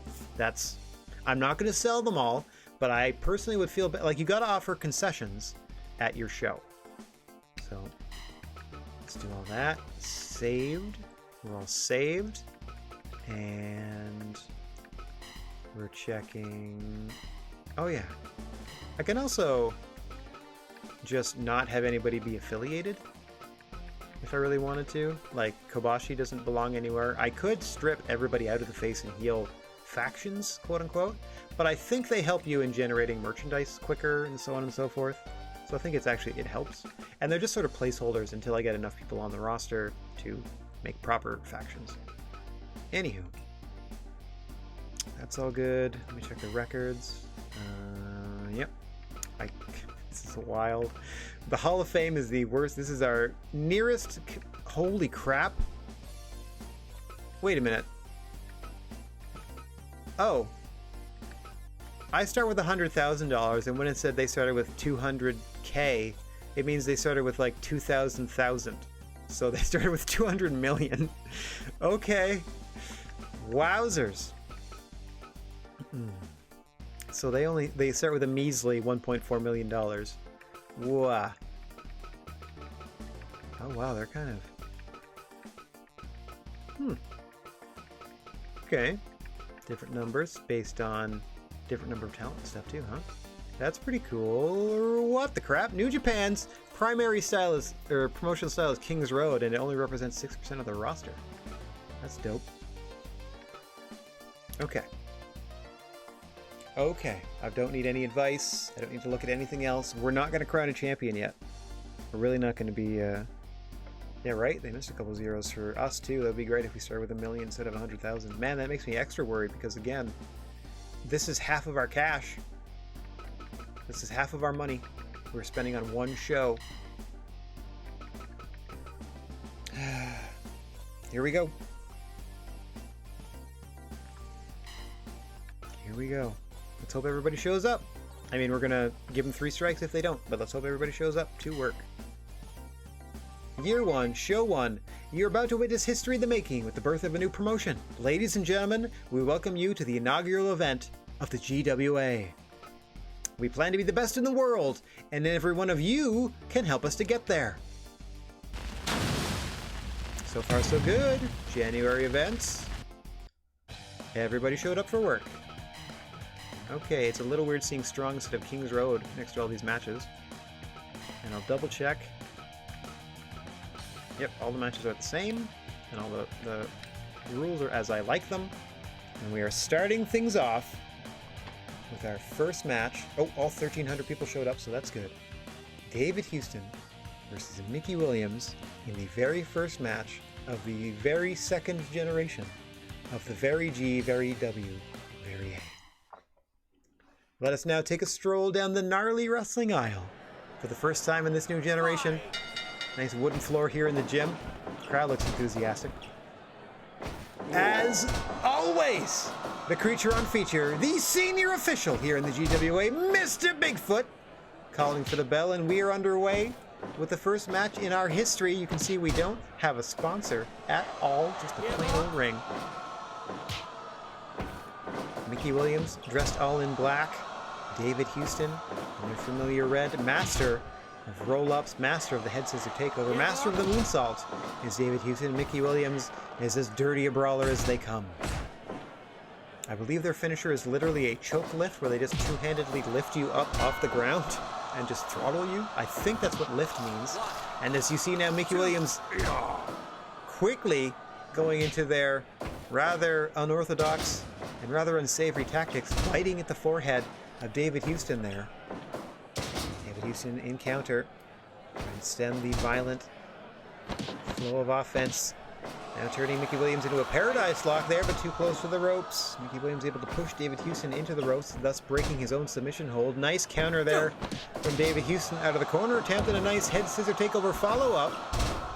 Houston now stringing some moves together. You see, we don't even have enough mats to fully cover the floor of this gym. Bear with us, it's our first show. Back and forth the two gentlemen go. Mickey Williams getting the better of that exchange with those violent punches. As we said, probably the best brawler in the GWA. But for my money, resorts to dirty tactics far too often. Oh, a nice mid-kick there from David Houston, but does not fell Mickey Williams, who just keeps on coming. Nice headlock takeover, not a head scissor. I don't think we're going to see a head scissor takeover out of Mickey Williams unless he steals a move from David Houston's arsenal. Attempted a suplex blocked, and now Houston sent out to the floor, and for the first time I can tell you that there are no countouts or disqualifications outside the ring in the GWA. When you stroll down the gnarly wrestling aisle, the match must end in the ring. Pinfall or submission. The only way to win this one, as you see a submission attempt from Mickey Williams. What a vicious face lock there. I'm not even going to call it a headlock, as he had scooted that elbow up just a little bit across the cheek of David Houston, just trying to pull his face off. Vicious work there from Mickey Williams, but David Houston fighting on now, getting again bitten in the forehead, and he has busted him. He has broken the skin of the forehead as Mickey Williams, and David Houston now is busted wide open. 1, 2. Houston out at 2 after that huge gut wrench suplex following the grievous wound to the face. We're going to keep an eye on that. This is our first chance for the GWA canvas to absorb some fresh blood, because as you all know, the canvas absorbs the blood, makes the fights better. Oh, vicious boot to the back of the head. Kind of between the shoulder blades, back of the neck area there. Mickey Williams going to work now on David Houston, trying to expose that cut. Nice work from Houston there. Suplex. Staying in it. Back to the Paradise Lock. Far away from the ropes now. Submission attempt here from Houston.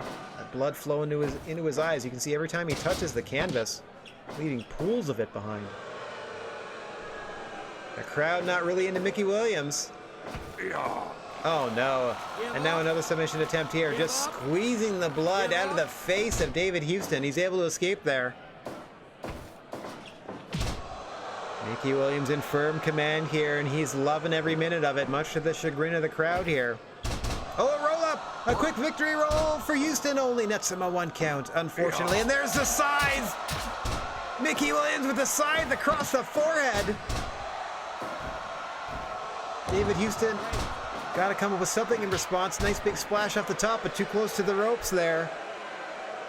Again, you see Mickey Williams posing to the crowd. He's doing that for himself. He knows the crowd does not enjoy his dirty tactics. Oh, and now a sleeper into a dragon sleeper from David Houston. Give up. Attempted a submission there. The blood loss got to be factoring into David Houston's tactics. Oh no, the Iron Claw! Iron Claw into the throat of David Houston. Mickey Williams taking a moment to soak it in. Not going for the pin right away. That may cost him later as David Houston fights on. A desperation drop kick off the ropes. Amazing impact from Houston. 1, 2. Williams out at 2. David Houston gasping for air. How he fights on is amazing. Oh no. Williams able to absorb that super kick and hit that football tackle. And again, the side to the forehead of David Houston, opening him up further. Mickey Williams now positioning him on the top rope in the corner. Houston counters, rolls through. 1, 2, 3. David Houston wins. What a match. What a baby face come from behind victory for David Houston. Take that, Mickey Williams. Wowzers. Yeah, 92%. What a good match. Top rope roll up for the win for David Houston. Heck yeah. Heck yeah. What a good one. Okay. Go back here and go Houston defeats Williams. And then 92%. That's all I'm going to do. I'm going to keep a list of who wins, who loses, and what the match percentage was. Hopefully we can sort of figure out some sort of formula. Coming up next, there's no formula for what Bill Bullock must do. Survive a match with Kenta Kobashi, our first signee, the newest roster member of the GWA, previously unavailable, but we opened the time portal, and here they are, in their prime, getting ready to square off with Bill Bullock. Another dirty cheat, as far as I'm aware. Mickey Williams, Thomas Walker, and Bill Bullock were the 3 heels on the roster. Oh, and you can see immediately Bill Bullock opting to grab a baseball bat. Now he would have had a 5 count to drop that in the ring. Outside the ring, it is fair game. And rather than try to lure Kobashi out there, you foolishly return to the ring. Referee Sasquatch Mr. Bigfoot laying down the law immediately. Nice counter there. I mean, he countered into a kick to the ding-ding, but still a great counter there. Bill Bullock doing his best to try to keep Kobashi at bay. Once he starts hitting his major league offense, things are nothing but trouble. Heck yeah, huge upset in our first match. Mickey Williams controlling most of it, but you saw David Houston showing heart, hitting that victory roll. This one, I think things would probably favor a Kenta Kobashi. Popular face in this one. Bill Bullock, you see immediately going to the eyes, going to every dirty tactic, trying to stem the offensive tide of the great Kenta Kobashi. Missing a big boot there is Bullock. Now the two men are trading blows. I don't know how well this is going to go for Bill, and down he goes. Nice clothesline off the ropes there. Not quite the burning lariat, but oh my gosh! Kind of a sleeper suplex there. For Kenta Kobashi, following up with those vicious chops to the side of the neck. And again, another vicious chop combo. Bill Bullock in a world of trouble. With, as we said, our newest signee into the Orange Crush from Kenta Kobashi. Almost puts Bill Bullock away. As we are just past the 5-minute mark in this one, another chop to the chest, and Kobashi says this is it. Bullock at it too. Back to the chops again. Bullock in a world of trouble.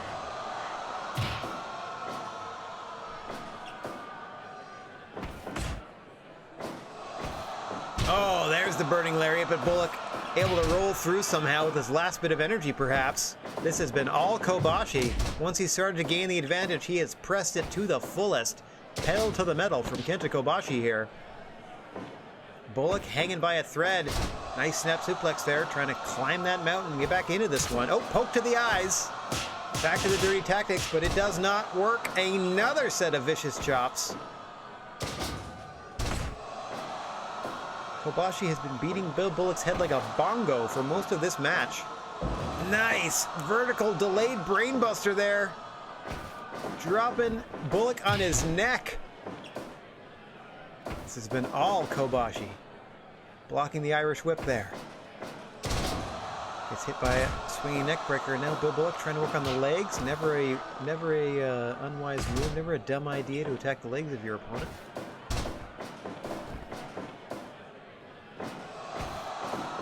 Trying to set, there he goes, standing Spanish fly. He's trying to set Kobashi up for something off the ropes. Big move there, but unable to follow up is Bill Bullock, who's dropped once more by the huge lariat of Kobashi. Nice headbutt combo there from Bullock. And hanging in there more and more as this thing progresses. After that initial flurry from Kobashi, slowly but surely, Bullock trying to work their way back into this one. Trying to solve the puzzle. Kenta Kobashi back to the face. You can obscure the vision. If your opponent cannot find you, they cannot hurt you. Diving fist drop to the bum. Attacking the glutes, trying to seize up the glutes of Kenta Kobashi is Bill Bullock. Unsuccessful as Kobashi now with his own top rope arsenal, hitting a huge moonsault. Crowd's starting to get in this one. Discus lariat there from Bullock. Just kind of wakes Kobashi up, who drops him with a DDT. Back to the eyes goes Bullock. And now, that shot to the ding-ding that he's known for. That signature low blow from Bill Bullock. Gets bowled over by Kobashi here. Never really felt like Kobashi's been in too much trouble in this one. But slowly but surely, perhaps death by 1,000 paper cuts. Bill Bullock going to work on Kobashi. Getting back into this thing. As we are past 12 minutes now, another nice snap suplex there. Things are starting to go Bullock's way. Boot under the chin of Kobashi. Cuts him off with a DDT. Back to the eyes goes Bullock. If it ain't broke, don't fix it. Now Kobashi's going to hit that moonsault well away from the ropes. This should do it. 1, 2. No, Bullock at it too. Bang, bang. Bill Bullock getting cocky after kicking out of that Kenta Kobashi moonsault. Huge lariat off the ropes. But Kobashi's right back up. Fell again by Bullock. Countered. Sleeper suplex, dropping Bullock on his head. Another headbutt combo drops Kobashi. Another discus lariat. Bill Bullock getting in those move combos now. As we said, death by 1,000 paper cuts, slowly but surely putting all that work in. Trying to wear down the newest signee to the GWA, the cornerstone. The latest round of talent acquisitions that we're going to be experiencing throughout our first year of business Oh gosh, oh gosh. I think that's an ocean cyclone suplex, but that is a thing of beauty, and it almost gets the victory for Bill Bullock, surprising Kenta Kobashi, who drops him with a burning lariat immediately, but can't follow up because of the low blow. Bill Bullock says this is it. Back to work on the legs. Oh, another burning lariat from Kobashi. Oh, and a spinning discus chop to the back of the head. Up again, drops him with a brain buster.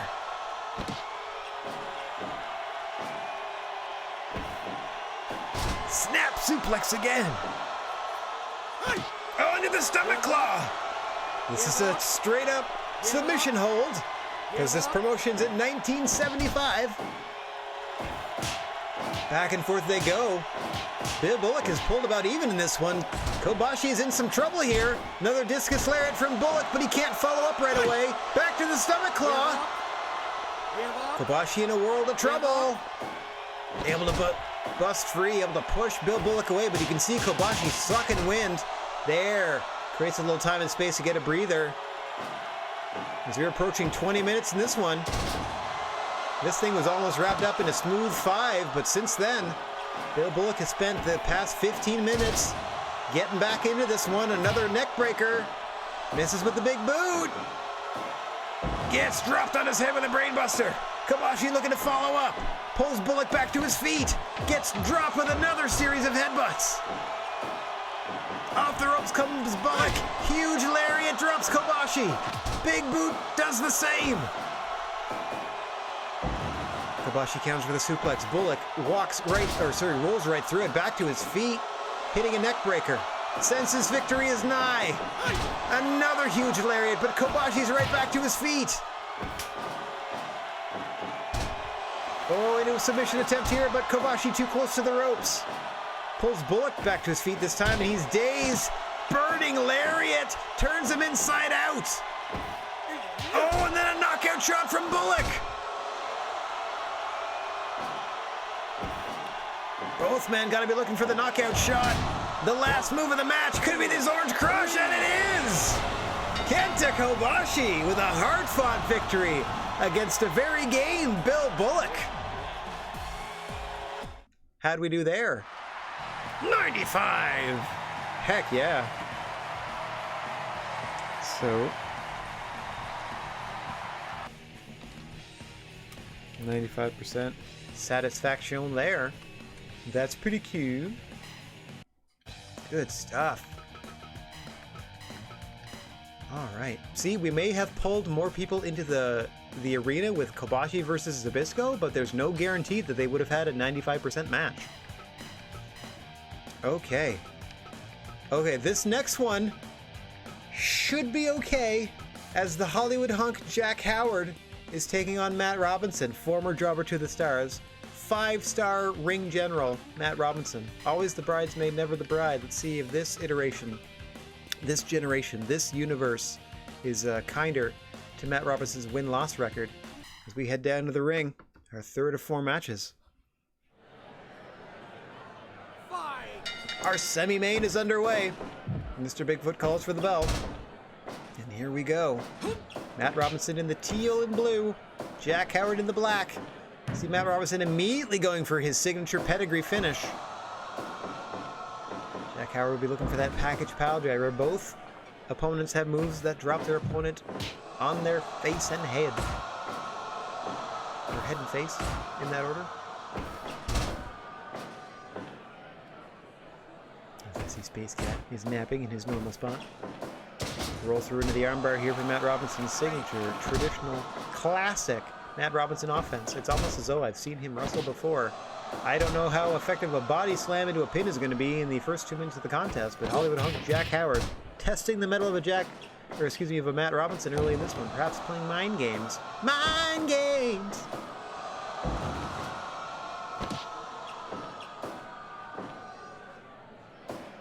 This starts an entirely new chapter in the lives of both of these men, having never faced each other before, having only competed for the GWA for 3 minutes now. Have an entirely new universe of potential opponents, potential victories, potential championships. The world is the oyster of either of these two men. Indeed, anyone on our tiny 7-person roster could be the one to make the ultimate difference in the fate of GWA this time around. As you see Matt Robinson going once again back to the arm. Smartly away from the ropes this time. Forcing Jack Howard to break and back to it again. Relentless is Matt Robinson in the early goings of this one. Working on the arms of Howard. Big close on there from Jack Howard. Now he's going to slow things down with a headlock of his own. Robinson quickly escapes. Howard off the ropes again. But Robinson back to his feet. Both men missing their version of a kick. Robinson able to recoup though. Oh, nice block there from Howard. You saw him get to those arms up. Now the two men are playing chopsy-kicksy. And it looks like Kixie wins this round.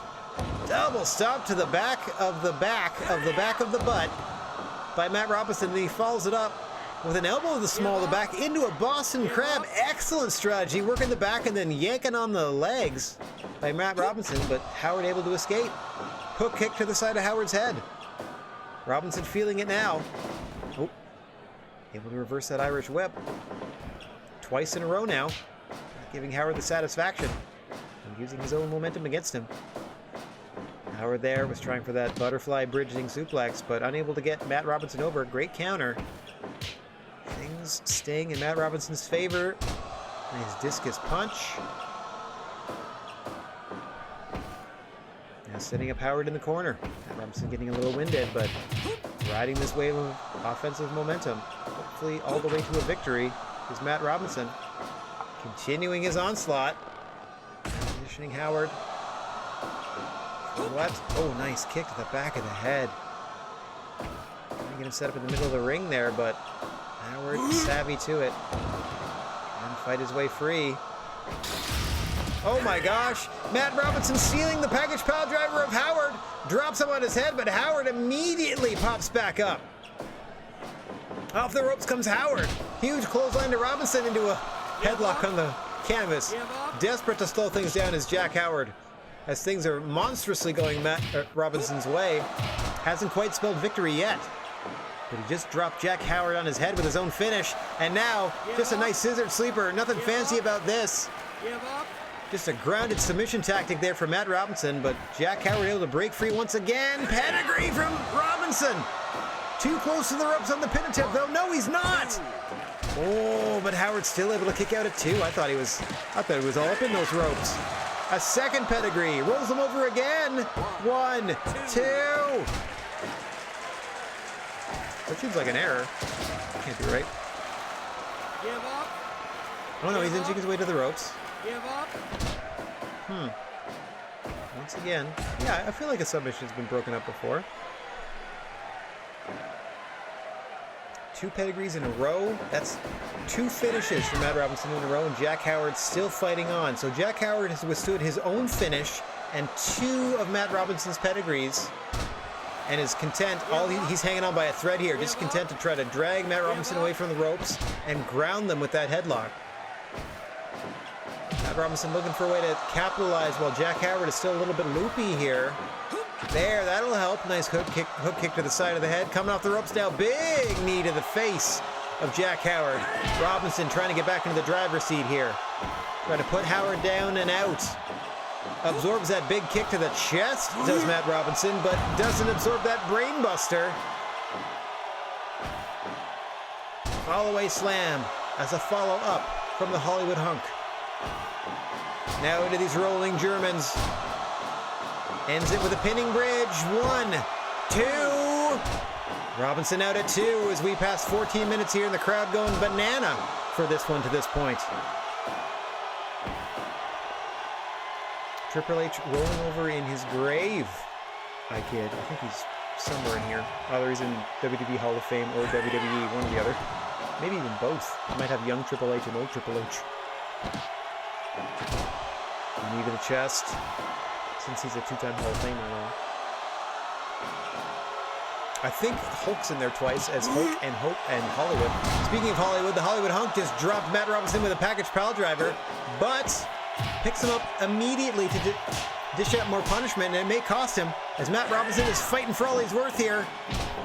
Oh, discus lariat for discus lariat they go. Jack Howard wins the exchange, but Matt Robinson is back to his feet well before the Hollywood honk. And the two men fight on. Elbow drop to the midsection of Matt Robinson there. Laying it in is Jack Howard. He might be looking for a second decisive package pile driver. He likes to package pile drive his opponents out of the corner toward the center of the ring, I've noticed. There he goes, dead center, but Robinson immediately back to his feet! Into a sit-out dominator! Rolls Howard over, but now he's feeling it. A big boot to the face of Robinson drops him. That burst of adrenaline didn't last very long, and now Howard's back on top. Pop-up powerbomb. Robinson says this is it. What does he have in mind? Huge clothesline, drops Howard once more. Setting him up for, we don't know. Howard counters. Howard going up top. Fist drop to the small of the back. Setting up again near the ropes is Howard. Trying to position him for something. This could be it. Could be the pile driver toward the center of the ring again. Nope. Robinson says he's got something in mind that's going to put Howard away. Big spin kick to the back of the head.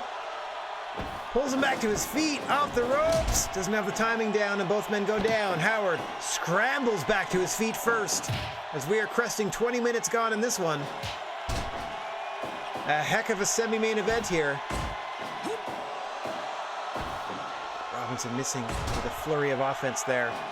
Able to get Howard positioned for that top rope elbow drop to the small of the back. Elects not to go back to the legs with the Boston Crab, pulling Howard back to his feet. Back and forth they go, fighting in the corner. Both men looking for something huge here. Robinson trying to set Howard up. Another knee to the chest. Misses wildly with a spin kick. Rolls through into the armbar again. Oh, he was in the ropes. Howard was in the ropes, and that's the only thing that saved him there. Nice kick combo drops Howard, allowing Robinson a chance to catch his breath. Howard just simply slams Robinson in the corner and says, this is it. Short arm clothesline. Discus clothesline. Pulls him away from the ropes. Could be setting up. Oh, nope, missed the big boot. Could have been setting up for the package pile driver, but no such doing. At least not initially. Another body slam there. Gets countered. Robinson hanging in there. Another knee into the jaw, the neck area. Jack Howard able to absorb and cushion that blow and get right back on the offensive, but no arm whip after arm whip. Robinson running on fumes, could be, or fighting on pure instinct, about to get dropped on their head with a package pile driver. Howard into the cover. This should do it. 1, 2, no! Matt Robinson kicks it 2. The fight continues in the center of the ring. Robinson says this is it.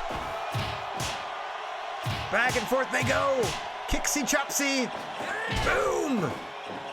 Oh, the discus lariat of Howard settles that argument for the moment, but Robinson is once again up first. Drops Howard with a series of kicks to the midsection. 25 minutes passed. Robinson goes up top. Drops a huge elbow. Trying to follow up. Howard says he's got him in the bag. Countered. Both men slugging it out. Center of the ring. Huge brainbuster by Jack Howard. Robinson struggles to his feet first. TKO dropped again by Howard. Into the cover. 1, 2. Robinson out again at 2. These men have been fighting for the better part of half an hour now. No telling what sort of damage it's going to take on the toll of the bodies of these two men. You see Matt Robinson there clutching his neck and rolling around. Dropped again with another brainbuster. Howard going up top. Fist drop to the ding-a-ling, misses. Matt Robinson. Oh, I don't know what he's going for, but he got countered. Now he gets the fist drop to the ding-a-ling, does Jack Howard.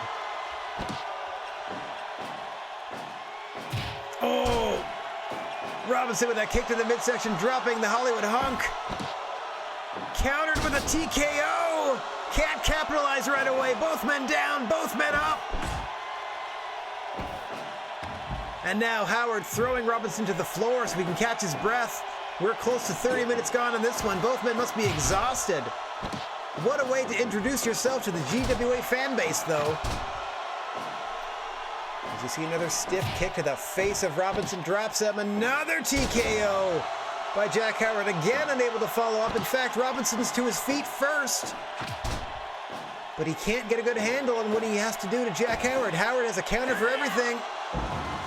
Not that suplex. Not that suplex. Robinson's starting to come back. Slammed to the canvas by Howard. Nothing doing, says the Hollywood Hunk, but he gets caught in a pedigree. He gets immediately back to his feet. Second pedigree in a row. Into the cover. 1, 2, no! Jack Howard kicks out. What a sequence.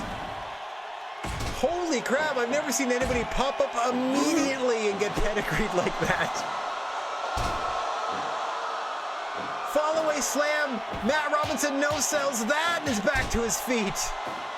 Discus punches to the face of the Hollywood Hunk. These two men are going to fight forever.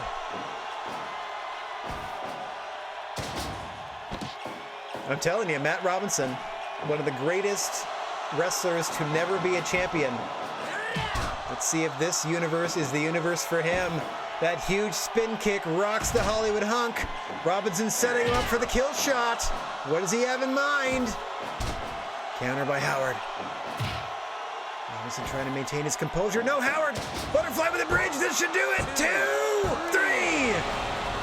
Mr. Bigfoot in the perfect position to begin counting immediately. As soon as Robinson's shoulders were pinned to the canvas, the Hollywood Hunk, Jack Howard, eking out a narrow victory against Matt Robinson. 98%. 98%. That's what I'm talking about. Holy crap. That's right. Jack Howard got pedigreed like 5 times in that match. Amazing, amazing stuff. Okay, Howard defeated Matt Robinson, and it got 98%. Of course, because of course it did. I can't believe I have Bob Backlund like written down here, like on my piece of paper. I have Bob Backlund written down, but it is certainly not Bob Backlund. It is Larry Sabisco that is our friend in here. Had a surrogate wrestling the dark match, but it is time for our main event. It can do nothing but disappoint. I'm going to say it right now. It can do nothing. Where do we go from there? This is unless Larry Zbyszko and Thomas Walker are about to tear the house down. I don't know. I don't know how you follow that, but they're going to have to try. They are going to have to try.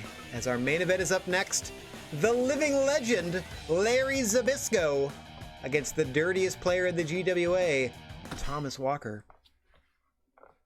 Here we go. There are almost 1,400 strong here, having a great time of it.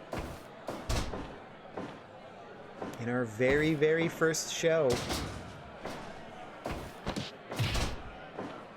Thomas Walker getting the opportunity to main event a GWA roster member against our guest, Larry Zbyszko. And my only hope is that they put on an entertaining match. Whomever wins or loses, I just want a good, solid match. Just don't be a squash. As now you see Zbyszko will be very old school in their tactics, I can guarantee you. Oh dear! And for the first time in his GWA career, Mr. Bigfoot has been knocked on his keister. Don't worry, we will attend to their wound after this show, but the fact that they have blood in their eyes may affect their ability to counter call for submissions as this progresses.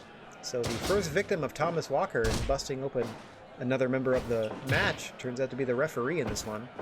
Although they were thrown in by Larry Zbyszko, I believe.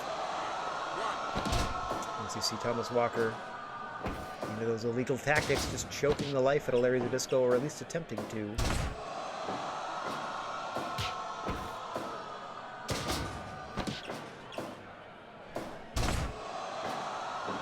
the midsection is Walker. I don't honestly know what his finishers are for all the time that we spent with him in the GWA of old. He had that nice complete shot that he used. He used a number of moves as far as I understand. Nice leg lock variation there from Zbyszko. Well versed in the old school ways of professional wrestling. A lot more ground, mat based, a lot more submission work from the living legend. As we said, Ushigoroshi there, nicely done. From Thomas Walker, the dirtiest player in the GWA. He'd be looking to employ that fork sooner rather than later. Zbyszko sending Walker to the floor now. No countouts or DQs out here. This could play into the favor of Thomas Walker, who isn't shy about using weaponry in their matches. Nice snap suplex on the floor. That woke the crowd up a little bit, as we're about 5.5 minutes into this one. Our main event, as the two continue to now brawl in and around the people. Nice abdominal stretch from Larry Zbyszko. There we go. We see some of that old school submission tactics there from the living legend. Drop with a complete shot on the floor by Thomas Walker, though. And now he grabs a chunk of table. I don't know where that chunk of table came from. It must have broken earlier. Some other promotion. You can't get a full table or put people through full tables, but you can get half of a table, which is an interesting. Why not just do like a cookie sheet instead or something? But anyway. Ooh, if you could do create a weapon. Ooh, that would be amazing. Because I know you can do create edit parts, you can create moves. If you could create weapons, and they're just things that you hit people with, and have like a, you know, percentage chance to make them bleed, that would be amazing. Into the cover here goes Larry Z. Gets a solid 2 count there on Tommy W's. And the two fight on. Zbyszko getting the better of that and going for that leg lock again. Thomas Walker able to fight them off. Inverted atomic drop from Larry Zbyszko. Old school offense. Nice swinging neck breaker there. Into the cover again. 2. Might have had him if he hooked a leg. Failed to do so. Thomas Walker kicks it 2. Slow and steady is the pace of Larry Zbyszko. Nothing too fancy about what they do in that ring. Boom! Big black hole slam from Thomas Walker. Starting to feel it as we crest the 10-minute mark. Oh, roll through by Zbyszko. Got him pinned. Just a 2. Some polite applause. And this thing starts to ramp up. We now past the 10-minute mark. Thomas Walker's got to start fighting back a little bit more, I would think. And it starts with spiking Zbyszko with that Frankensteiner. Walker up top. 450 splash. Too close to the ropes, unfortunately. I forgot about the aerial offense of a Thomas Walker. Quite adept there. You'd think, for all the good he can do, he wouldn't need to resort to such underhanded tactics as he does. Another 450, but even closer to the ropes this time. Mind you, Larry Zbyszko still feels every ounce of that impact. Sending Walker once again to the floor is Zbyszko. No countouts or DQs out here. Living legend continuing to go to work. Yeah, I don't really know why you want to try a roll-up, but... Oh, nice swinging neckbreaker variation there from Thomas Walker. And a flipping dropkick to the between the shoulder blades of Larry Zbyszko, and now another inverted atomic drop. We'll drop Walker to the canvas. Oh, excuse me, to the floor below. We just have the extra school mats, you see. Oh, now Walker grabbing a chair after first using a chunk of table earlier in the match, or attempting to at least. Zbyszko having none of it so far has prevented any weapon usage. Huge pile driver on the floor there from Zbyszko to Walker. Pulls him right back to his feet to continue the punishment, but Thomas Walker able to counter and whip Larry Zbyszko across the way. Sister Abigail onto the wood floor. Again, no roll-ups. No roll-ups on the floor there, Thomas Walker. And that is far too embedded in the ropes for Zbyszko to be successful there. Keeps his momentum going with that neck breaker, and that's it!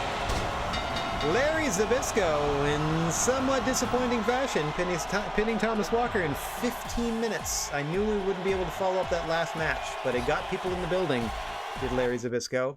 And yeah, that's what I thought. Not quite even into the 90s, but Thanks for the crowd. Thanks for the crowd, Zabisco.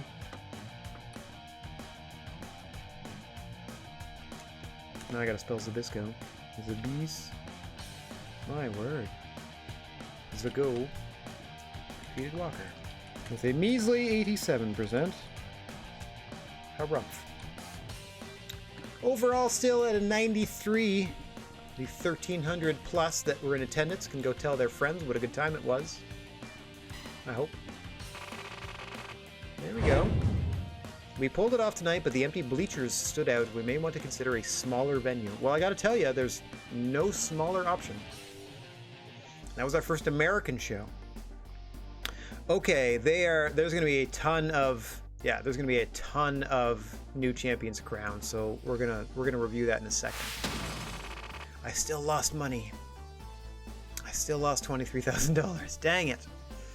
Well, I barely made anything. AEW's interested in working with us already? We just came on the scene.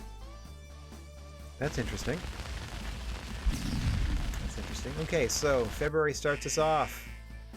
Joe Hendry leaves Ring of Honor immediately. That's it. A new month brings new opportunities. There are other sources of revenue aside from events. Merchandise is a surefire way to make some extra cash. Go to the management menu, then select Produce Merchandise. I already did that. So it costs us 10 flat to put on the show, because that's just our roster cost. Let's go here. We sold about half of it.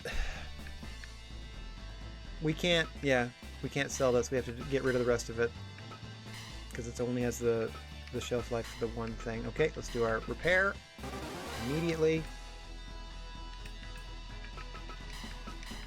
And save that. Looking at the time, we're going to book one more show, I think, and then we're going to call it a day. Oh, first what I want to do. Yeah. Haha. Okay, let us check out. Okay, so WWE's last card was as follows. Damian Priest lost to Ruby Riott. Daniel Bryan beating Arturo Ruas. Alexa Bliss beating Apollo Crews. Jeff Hardy beats Tamina. Cedric Alexander beats Carmella. Xavier Woods defeats Sasha Banks. This was a 5,000-seater arena they chose to run in. Kofi Kingston beats Dominic Mysterio. Whatever team Miz was on defeated the team captained by Kevin Owens. Bray Wyatt and Mandy Rose defeating Bianca Belair and Robert Roode. Robert Roode and Bianca Belair defeating Bray Wyatt and Mandy Rose in your semi-main event. And then in your main event, Mustafa Ali beating Ricochet. Pretty good. Pretty good. Okay, now New Japan's first show. Okay. I'm not sure. Some of these might be to actually like crown new champions, but I don't know if they'll be reflected here. So Kojima, El Desperado, Kojima wins. Tenzan, Zack Sabre Jr., Tenzan wins. Amazing Red beats Clark Connors. Hikuleo beats Tomoaki Honma. Leo Rush beats Yuya Uemura. Evil beats Rocky Romero. Taka beats David Finlay. Jay White beats Goto. Tamatonga beats Carl Fredericks. Mikey Nichols with an upset there on El Fantasmo. And then Minoru Suzuki's team beats Yujiro Takahashi's team, I'm assuming. So that was like Suzuki Gun versus Bullet Club, maybe? And they only filled 3,500 in that one. Okay. AEW. Again, I don't have their rosters 100% updated, but Shima, Santana. See, I'm just happy that they can put out. Frankie Kazarian and Chris Jericho went to a draw, which was horribly disappointing, but your main event of Abaddon and Mark Quinn got 100. That's pretty cute. I just want to check these main events mostly. What are your main event scenes looking like? Hang on, how do they have 11 matches? I can't have 11 matches. How did you have 11 matches? What? I don't understand that. Okay, that was NXT. All these lucha heroes that I don't really know who they are. Oh, they only sold out 1,000. How many people were here? Wow! NXT immediately almost pulled in 40,000 fans. Okay, So AEW, that's pretty much like a Dynamite taping. You can see there's about 15,000 in attendance. WWE just ran a 5,000 seater. That's incredible to me. They're the biggest thing on the planet. NXT ran a 40,000 seater. Wow. Okay, and then CMLL with a bunch of, like we said, a bunch of luchadors. Super happy that you're there. What's Big Japan doing? Doing crazy hardcore stuff. Yeah. Hardcore matches all over. AAA. Oh, El Hijo de Vikingo and Tito Santana. Not the Strikeforce Tito Santana. Another draw there.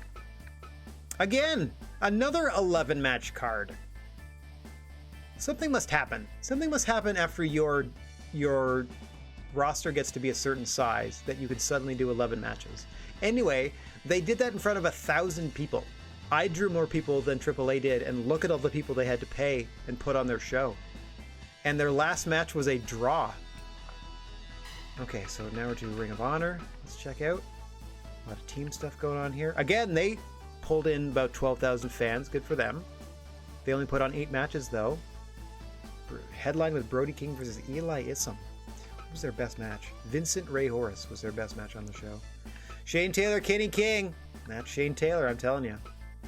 It's a real good edit. All right, DDT. Oof, only half full. I wouldn't have gone for the 30,000 seater then. Okay. Okay. And then All Japan putting on some stuff. Neo Namor versus Joel Redmond in the main event. Oh, sold out a 10,000 seater. Good for them. Dragon Gate. I can't wait to get down to the Legend shows. This is what I'm doing this for. I want to see what they book. There's a lot of draws, like a surprising number. It must be time limit stuff. I don't do time limits. Okay, they only put in 3,500 folk. Oop, that was Dragon Gate. We're down to Impact. Okay, Impact. How'd you guys do? What was your main event? Again, they had a big enough... Their roster isn't that huge, though, is Impact's. Yeah, they only have 30 people. Again, how are they able to put on 11 matches? That's crazy. Okay.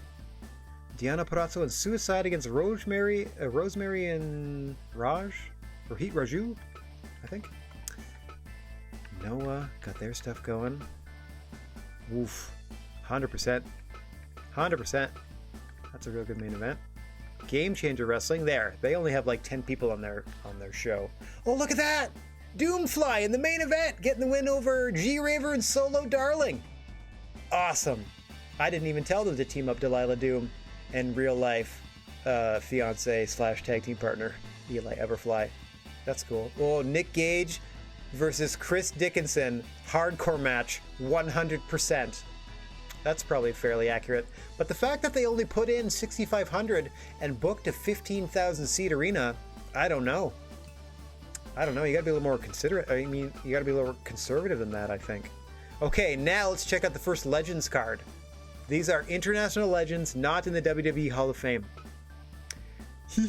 And, you know, legend varies from place to place. So Impact Wrestling legend David Young fought Noah legend Mitsuo Momota, who's like a bajillion years old. Okay, so Scott Norton and Tatsuri Fujinami of New Japan fought Akira Taue and Jumbo Tsuruta of New and All Japan.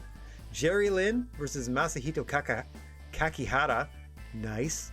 Akira Maeda versus Atsushi Aoki. Rest in peace. Both of those.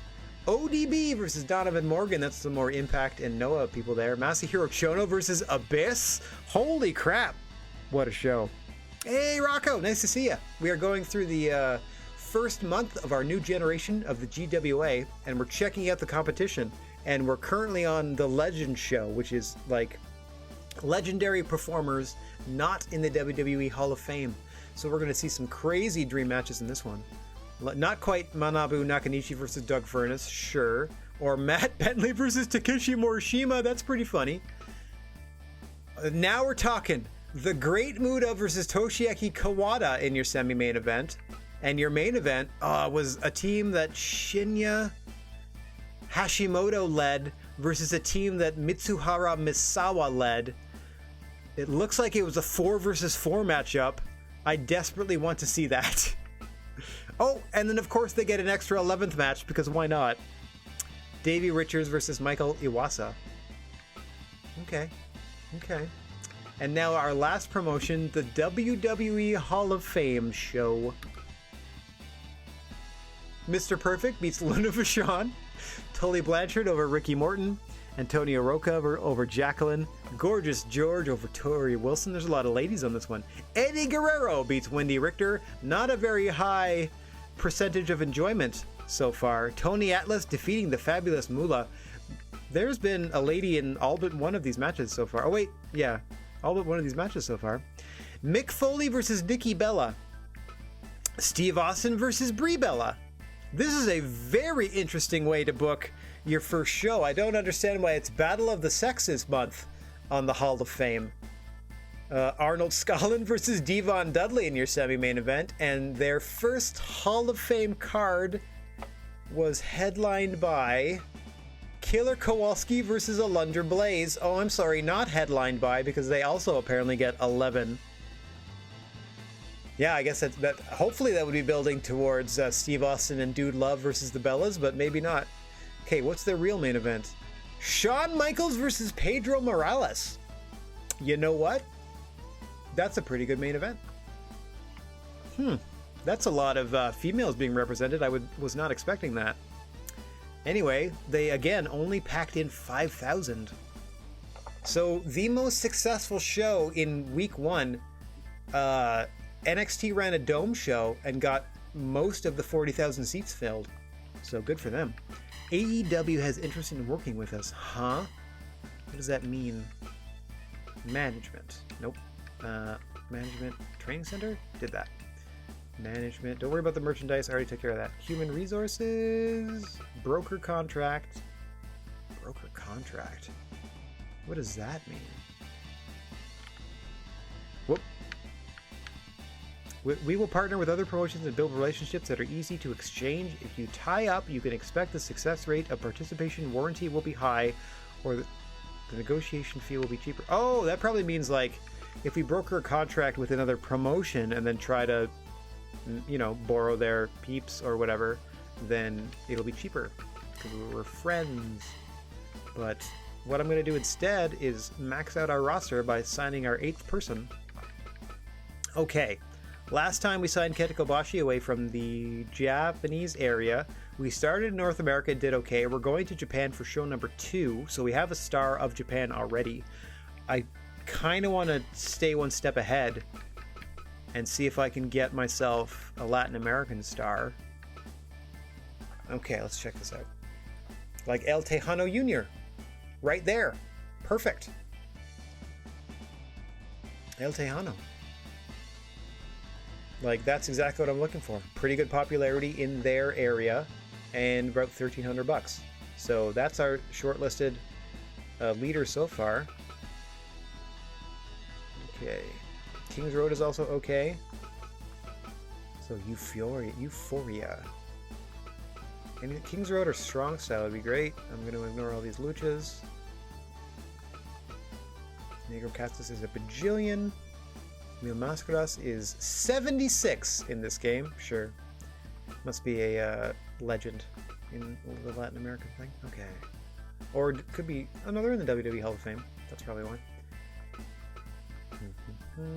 Oh, dang it. Ray Phoenix.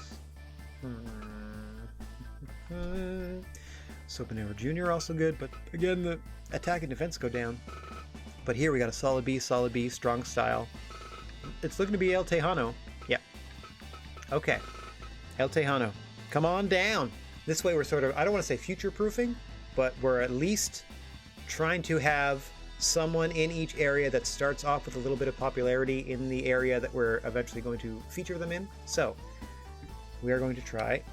Alright, let me go back and save. I know I probably already did, but I'm pretty anal about that. Let us offer a contract to El Tejano Jr. Yes, please. And we're going to try to lowball them and get away with it, because we spent 15 grand on Kobashi, so we're going to try to lowball them and see what happens. I have crossed my fingers here. Cross my fingers. Yes! Okay. So now we have signed El Tejano Jr.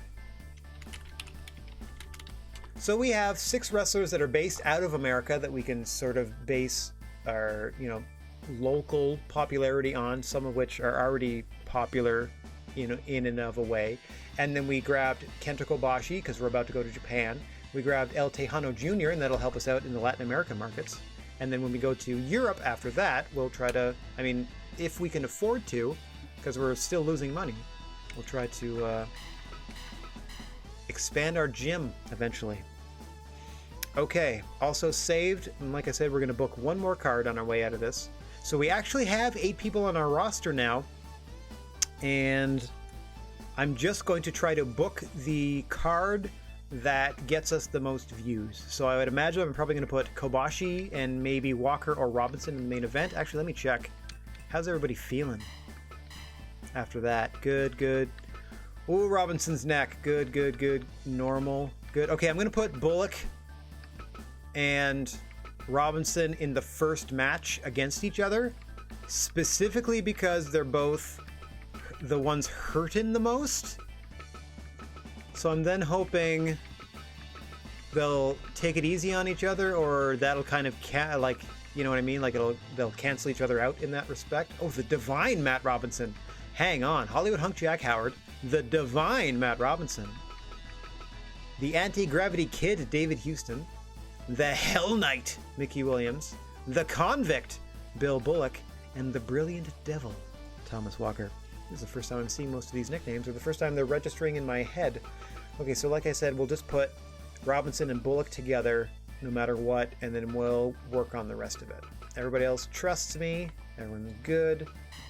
We have a 6-person tag team champions. Unfortunately, they only tell you the name of the person who leads the team. So Edge has a group together.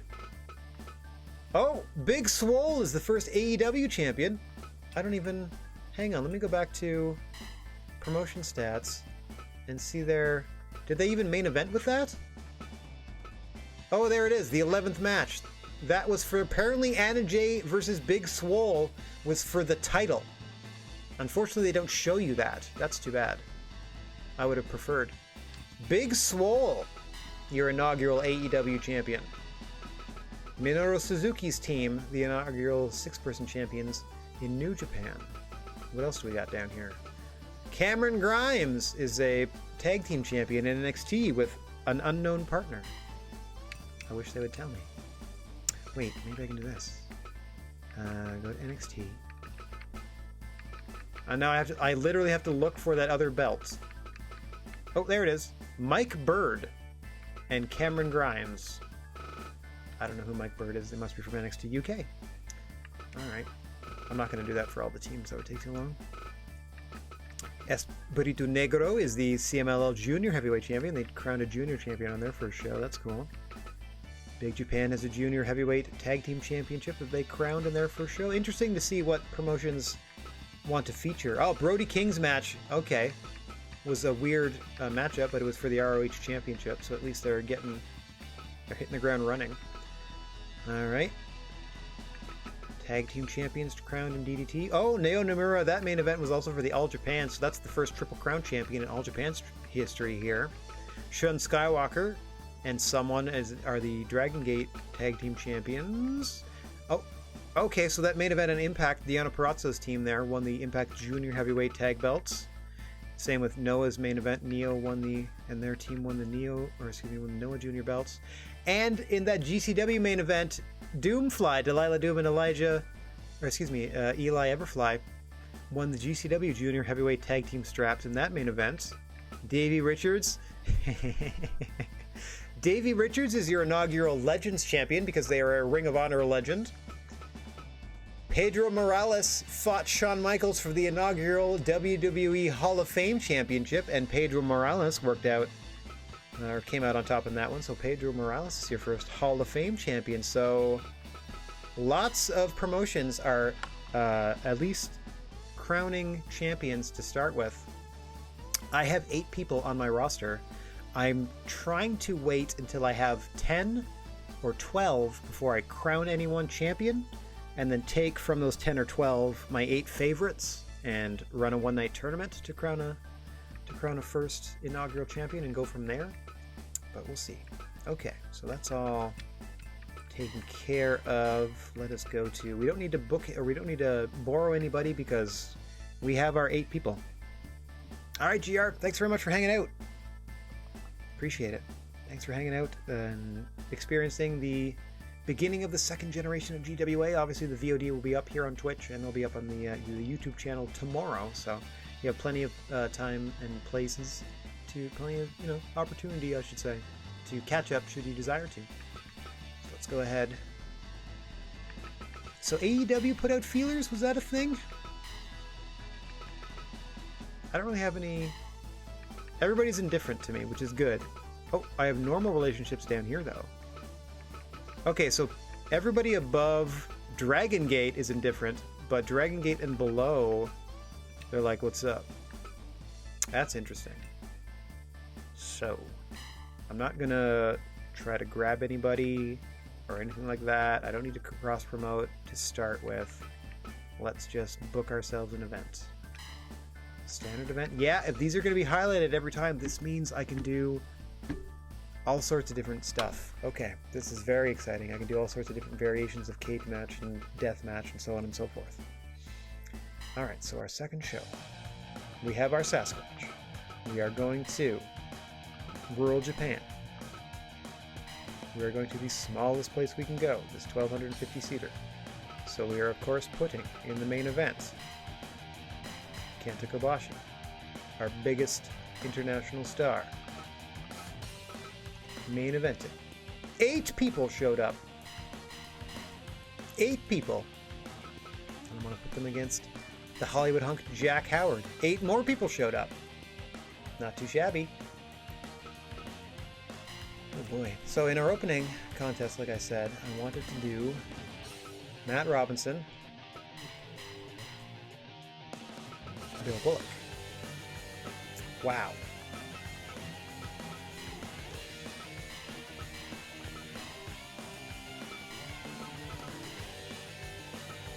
$22 people so far, and we got half the card book. That is not a good sign. Okay.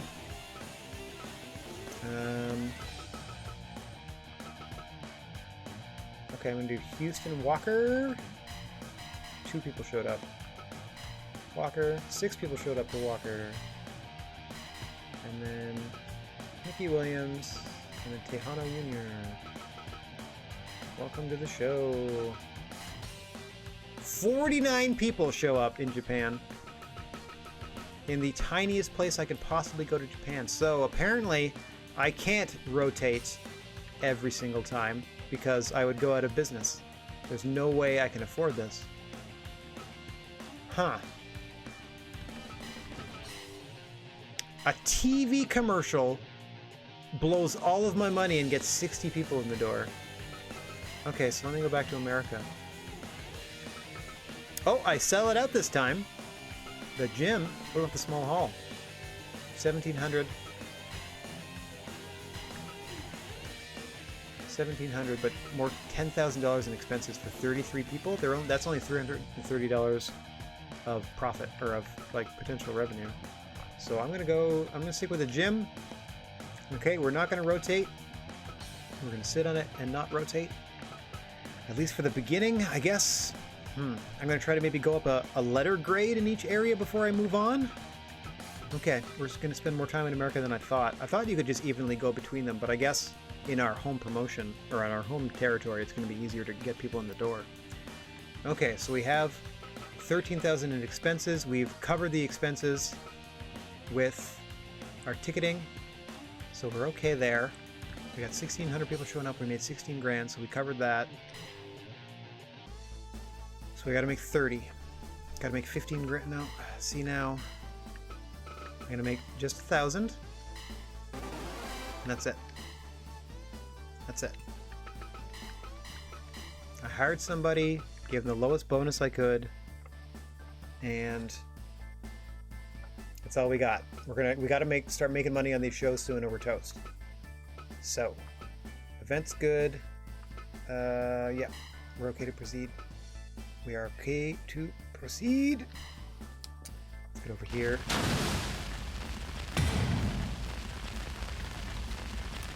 Okay. Year 1, month 2. Let me start these. I'm just updating my text file really quick. Okay. That's all set up. This is all set up. I'm going to save this because everybody showed up. These are all my... This is our roster as we start things. Bill Bullock, Matt Robinson, El Tejano Jr., Mickey Williams, Thomas Walker, David Houston, Jack Howard, Kenta Kobashi. So, as I said, we're trying to build this from the ground up with an international flavor. We're trying to get, if not necessarily the best of what's around, as much as we can as we try to beef up this roster. Our next immediate goal, now that we have 8 people and can regularly feature 8 wrestlers, is to earn enough money to get that gym upgrade, because that I think gets us to 12, and then start building a roster of at least 10 to 12 people, and then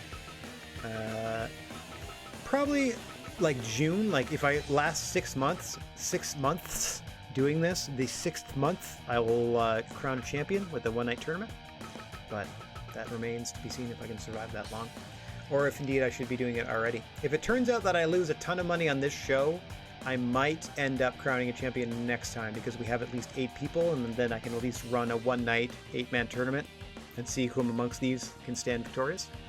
Okay, and I can also run another dark match with these 8 people like I did prior to the first show, and that would actually be the seeding for the tournament 1, 8, 2, 7, 3, 6, 4, 5.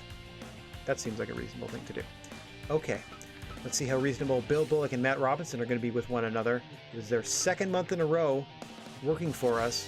They are hurting for certain, but they have both agreed to get in the ring and entertain the fans of the GWA.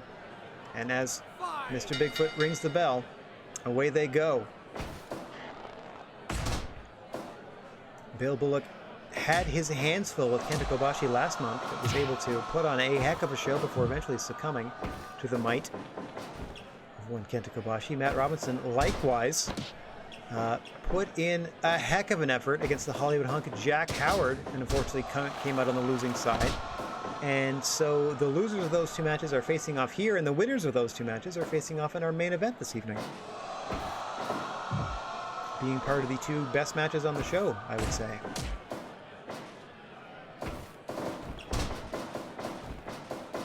See, I don't want to start hiring like 2 people to show, because that just gives me gives people 2 opportunities to not show up.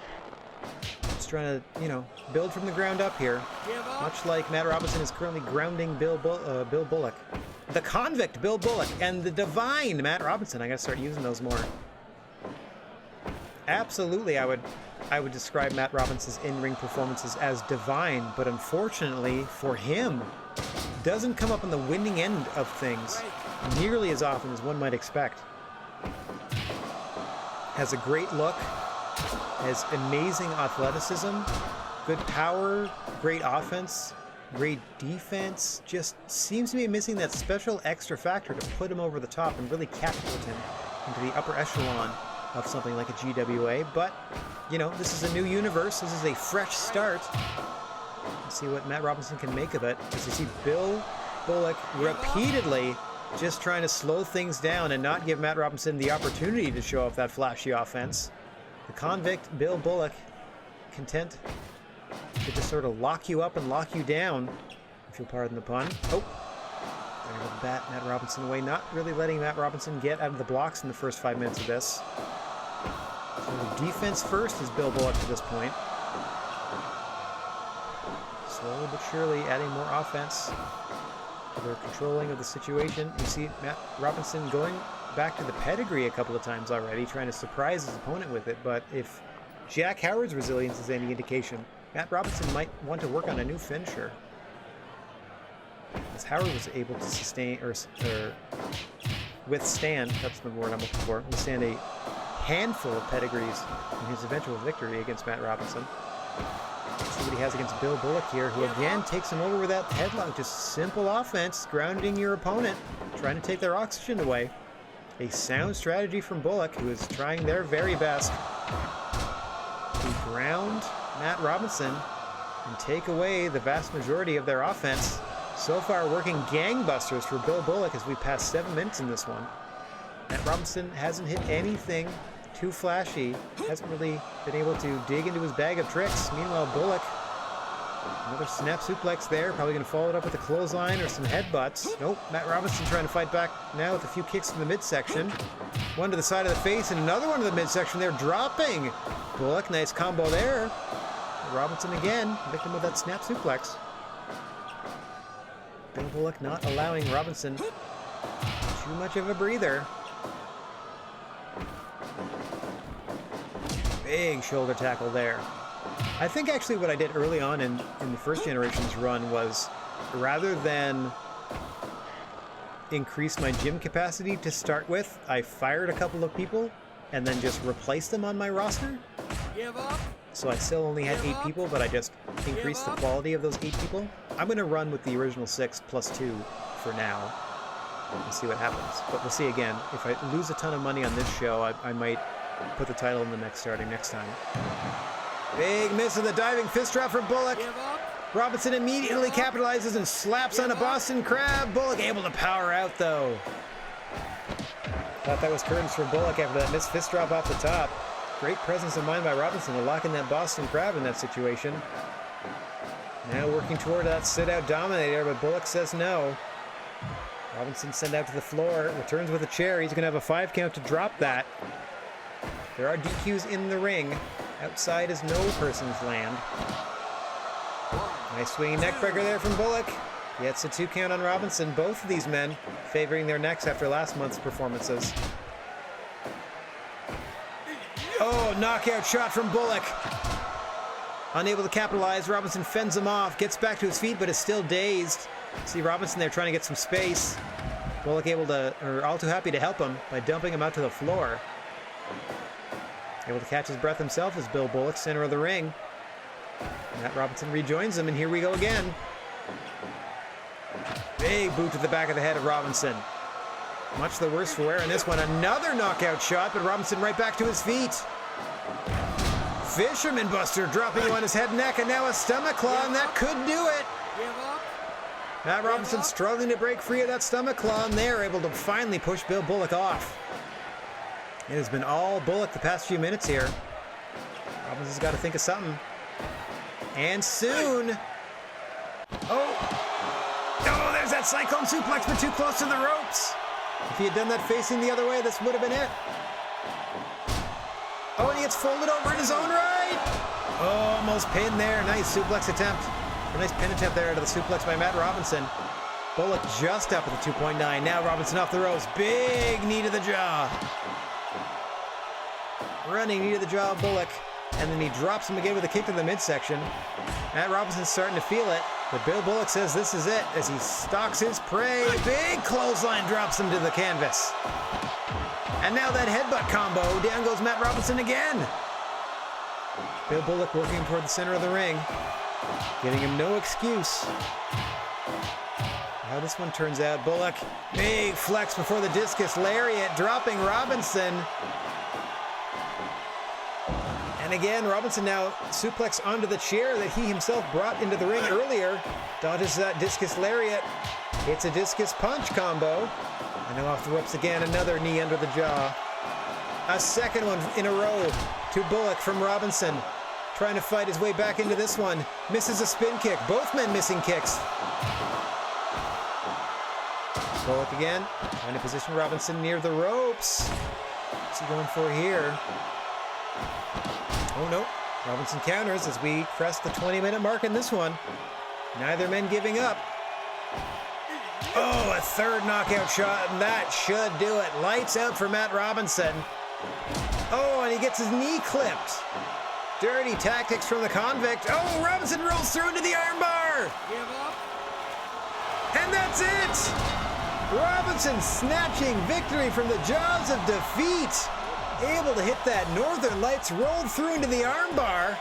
Bill Bullock forced to tap. What a matchup. Heck yeah. Robinson defeats Bullock. And that was 97% right there. Boink. Save that. That's the way you start that show. See, both of those guys were hurt and still put on a 5-star match. Right?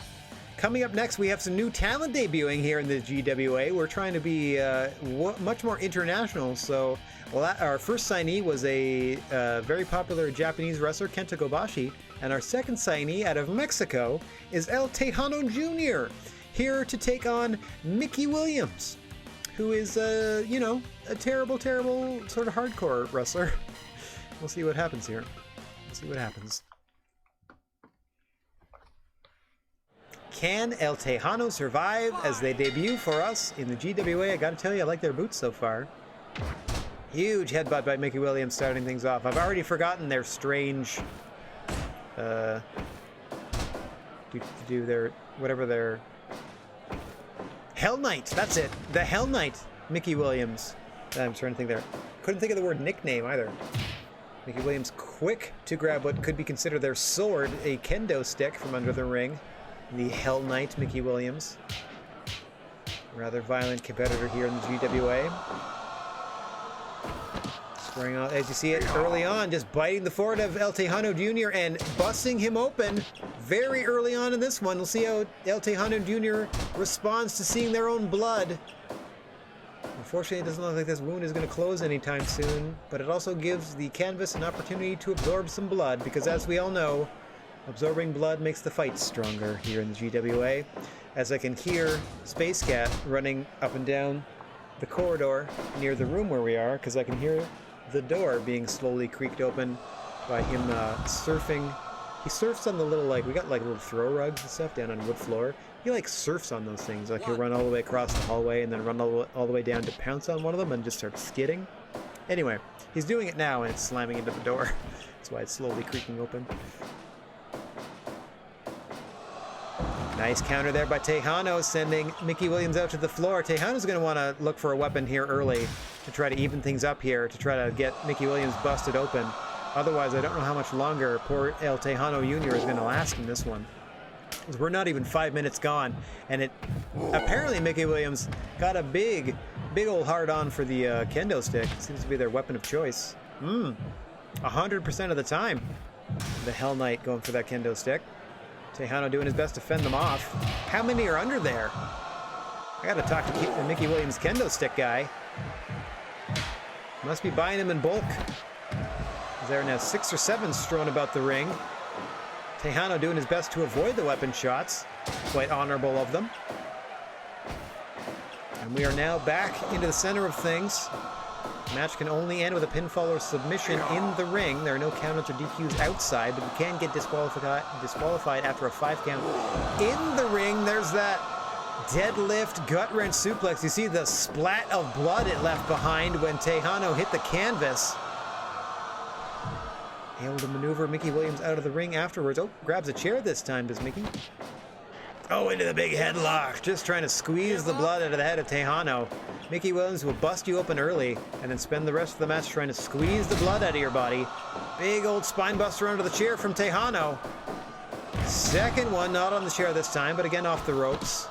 And then Mickey Williams back to the forehead. 2, 3. As you can see, the referee, Mr. Bigfoot, laying in that 5 count.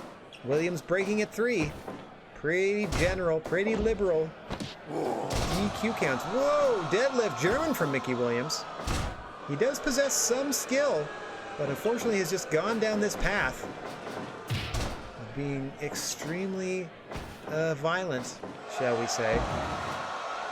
A little more hardcore than your average GWA roster member, which is probably why we dismissed them in short order in our last generation, but we might keep them around if we have death matches as an option. Huge spinning slam there. Black hole slam from Tejano. 2 count on Williams. Tejano putting up a heck of a fight for being busted open almost 8 minutes ago now. Got him up. Ushi-garoshi. From Tejano Jr. to Mickey Williams into the cover. 1, 2. No! Williams out again, but barely, and now he's got the sickle. You don't get disqualified. It's not a submission maneuver. It's merely something that happens. Sickle across the forehead, and Tejano responds with an air raid crash. Back to the fork now. And this will get you DQ'd. 2. Mickey Williams only holding it for 2. And again, the deadlift.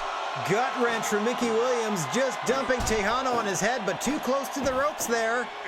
And back to the fork for the Hell Knight. 2, 3, 4. Able to get up to a 4 count now. Which means he is very much in danger of being disqualified. Ninja, nice to see ya. Hope you're having a good day.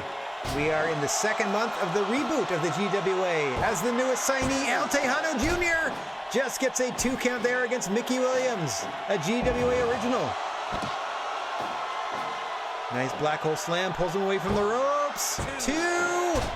Williams out again at 2. Tejano pressing this advantage while he can. Williams able to counter. Tejano's been bleeding for over 10 minutes now in this one. But still he continues to fight on. What an impressive debut here. But here comes the Iron Claw. Mickey Williams says that's it. And he's going to pose about it. Back to the sickle for the Hell Knight. Oh my gosh. What a submission attempt there. But again, too close to the ropes for Mickey Williams. Shot to the ding-dong. But again, too close to the ropes. Mickey Williams less concerned about ring positioning and more concerned about straight violence with another gut-wrench suplex dropping Tejano on their head. Now the 2 men about to slug it out. Back and forth they go. Tejano winning the exchange there. I was distracted by my cat running away with something in their mouth. Yeah, there they go. I don't know what they have. It's probably not what they need. All right. Oh, air raid crash from Tejano, center of the ring. Into the cover. 1, 2, 3. El Tejano Jr. with an impressive debut, withstanding the onslaught of the Hell Knight, Mickey Williams, and coming out on top. Heck yeah. All right. I love it. Okay. Not too shabby there. Not too shabby at all. In the 90s again. That's good. Let's save that.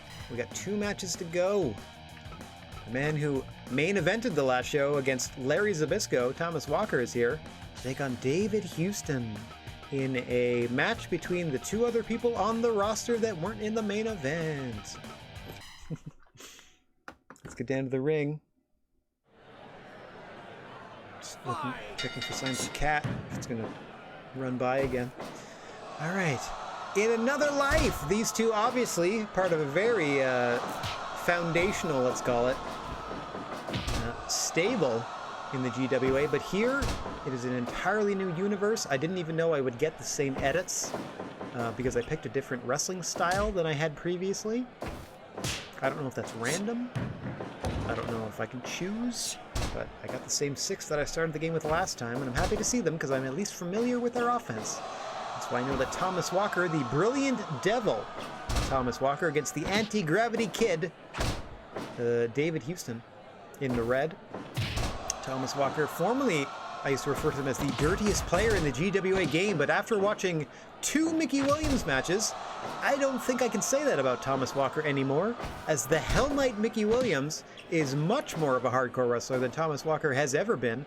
Mind you, they still like to sneak that fork into their matches now and again, so be on the lookout for that. David Houston, of course, an aerial tactician, known for their moonsaults, their head scissor takeovers, and of course that front-facing Amaze Impact, front-facing choke slam, which is just called a front slam in this as their finishing maneuver.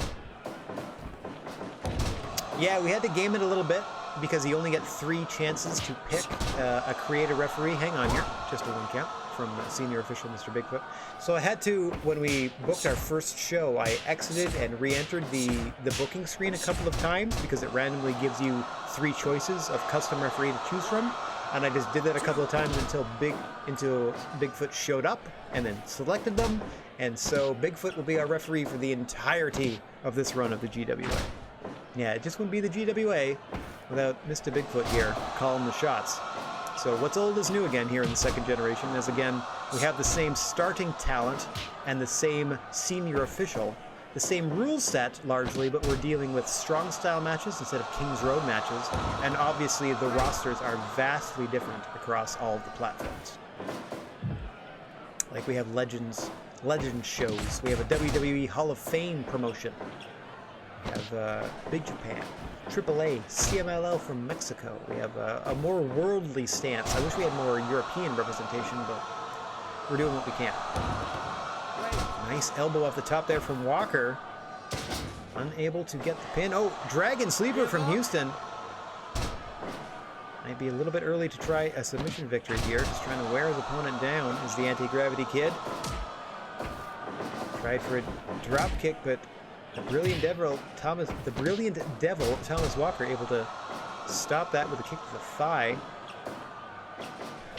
Now David Houston gets that beautiful flip drop kick in. And Walker makes him pay by rubbing his elbow into his ear for him. Countered into a powerbomb by Walker. 2. Almost puts David Houston down. Surprised himself there. Oh, the upper kick. Kind of a go to sleep with a kick to the face instead of the knee into a moonsault press. 2. Walker out at 2. Oh, now he rolls up David Houston. Houston out at 2. Trading near falls as we approach the 10-minute mark. That's got the crowd engaged a little bit. Thomas Walker says this is it, and he grabs Houston into a complete shot. Houston rolls him up. 1, 2. Walker out at 2. Drops him with a suplex, does the Anti-Gravity Kid. David Houston now rolling him into a Paradise Lock. Kind of a comedy spot unless you actually sit down on your opponent and pull on their limbs, then becomes something of an effective submission. Demonstrated there by Houston, at least momentarily, and now trying to get Thomas Walker disqualified. This is something of a submission maneuver. If he's confused Mr. Bigfoot sufficiently, Walker would get DQ'd, but he did distract him long enough to hit that Amaze Impact. 2! No, Walker out at 2. That's David Houston's big finish, by the way. That front slam, as they call it, is the Amaze Impact otherwise. Victory roll by Walker! Thomas Walker rolling up David Houston after sustaining several finishes. Big impact moves from Houston. None doing the trick. All right, Walker in possession of the worst match in our history. Good to know. I'm keeping track of who wins these matches and what percentage they are each given. Okay. Just to try to see if it's a matchup thing, if it's like a feeling it out thing, like if I ran Thomas Walker, David Houston again next month, would it be the same result? Would it be a better result? You know, all these things play into booking with such a tiny roster. Speaking of, it is now time for our main event. In the second of 2 shows we'll be running today, we have Jack Howard, the Hollywood Hunk, who put on a clinic against Matt Robinson last month, against Kenta Kobashi, who likewise had a real barn burner with Bill Bullock. So the 2 winners of those 2 matches are facing off in the main event. We saw the 2 losers of those respective matches in our opening contest. That's how we bookend things here in the GWA. Let's go ahead and save again because I talked so much I'd forgotten if I saved or not. And get down to the ring for our main event, the Hollywood Hunk, Jack Howard, facing off against our first signee when we first dropped into this new universe with the GWA. That's right, Kenta Kobashi is on our roster and in our main event, being overpowered by the Hollywood Hunk and sent into the corner. Mr. Bigfoot calls for the bell and we are underway. Kobashi will be looking for that burning hammer, that burning lariat, the half and half suplex, the orange crush. They have a handful of devastating ways that they can finish you. Jack Howard, of course, likes those triple rolling German suplexes with the bridge, likes the butterfly suplex with bridge, and makes best use of that package pile driver to put his opponents away, though he's not opposed to finishing them off with a brainbuster or TKO as well. So both of these gentlemen have a handful of potent offensive weapons in their arsenal that could spell disaster for the other should they be allowed to hit that particular maneuver. As we see Jack Howard able to establish themselves over the first 2.5 minutes of this contest, applying the rodeo stretch there to Kenta Kobashi, Very unique submission maneuver employed by the Hollywood Hunk that I had not seen in an actual wrestling match until first encountering Jack Howard and that edit. So I had to like look it up on YouTube. It's a real thing. It happens in Lucha more than anywhere else, it seems, but it's a real submission hold. Oh, nice short arm clothesline there by Howard, not letting Kobashi out of his sight or out of arm's reach. Kobashi now trying to regroup by sending Howard to the floor. There are no countouts or DQs out here on the floor. Let's see which man can take advantage of that. So far, it's all Jack Howard. Yep, able to counter that suplex from Kobashi, who hits a nice DDT, perhaps a burning DDT. Everything Kobashi does burns. Oh, arm whip there. Yeah, Howard not letting Kobashi really get out of the blocks here. As we're about 5 minutes deep, and it has been pretty much all Jack Howard. Again into the rodeo stretch. No one to break that but Kobashi themselves unless Jack Howard lets go, and he's not likely to do that. There's that butterfly with the bridge that we talked about that won in his last match. Can't get the bridge pin on the floor, but you can still feel the effects of that butterfly suplex. Much like that fallaway slam and that discus lariat, it is all Jack Howard here on the floor. Now he rolls back in to try to finish Kento Kobashi off in the ring. Another short arm clothesline from the Hollywood Hunk. Sending Kobashi up for what I do not know. As Kobashi's able to counter and muscle Jack Howard across the ring. Now he's delivering a slap to the back of the head of the Hollywood Hunk. Initiating a slap fight. That Jack Howard wins. Gets the best of that chop battle to start things off. And is too close to the ropes on that pin attempt. May have saved Kobashi there. Pop-up powerbomb by Jack Howard. And now Kobashi finally with a bit of offense there. Nice chop combination to the side of the head of Jack Howard. Tries a suplex, but that's blocked. Howard back to work, says this is it. If he pulls him back to his feet, he might be going package pile driver. Yep, here he goes. Into the center. Unable to pin right away, and in fact, Kobashi right back to his feet. Brainbuster, dropping Jack Howard. What a response to the package pile driver from Kobashi, but Howard just muscling him back into the corner, probably intent to do it again. Half and half suplex, flipping Kobashi into the turnbuckles from Jack Howard. Kobashi back to his feet though. Huge running knee into the corner. Oh, but he's sent outside. Jack Howard again. What are you gonna do, he says. Getting a little time and space between him and Kobashi, playing a little cat and mouse now. Howard just retreats to the center of the ring to lure Kobashi back into the fight. Again, signaling for the end as we just passed the 10-minute mark. Howard's going to plant him again with a package pile driver if he can help it.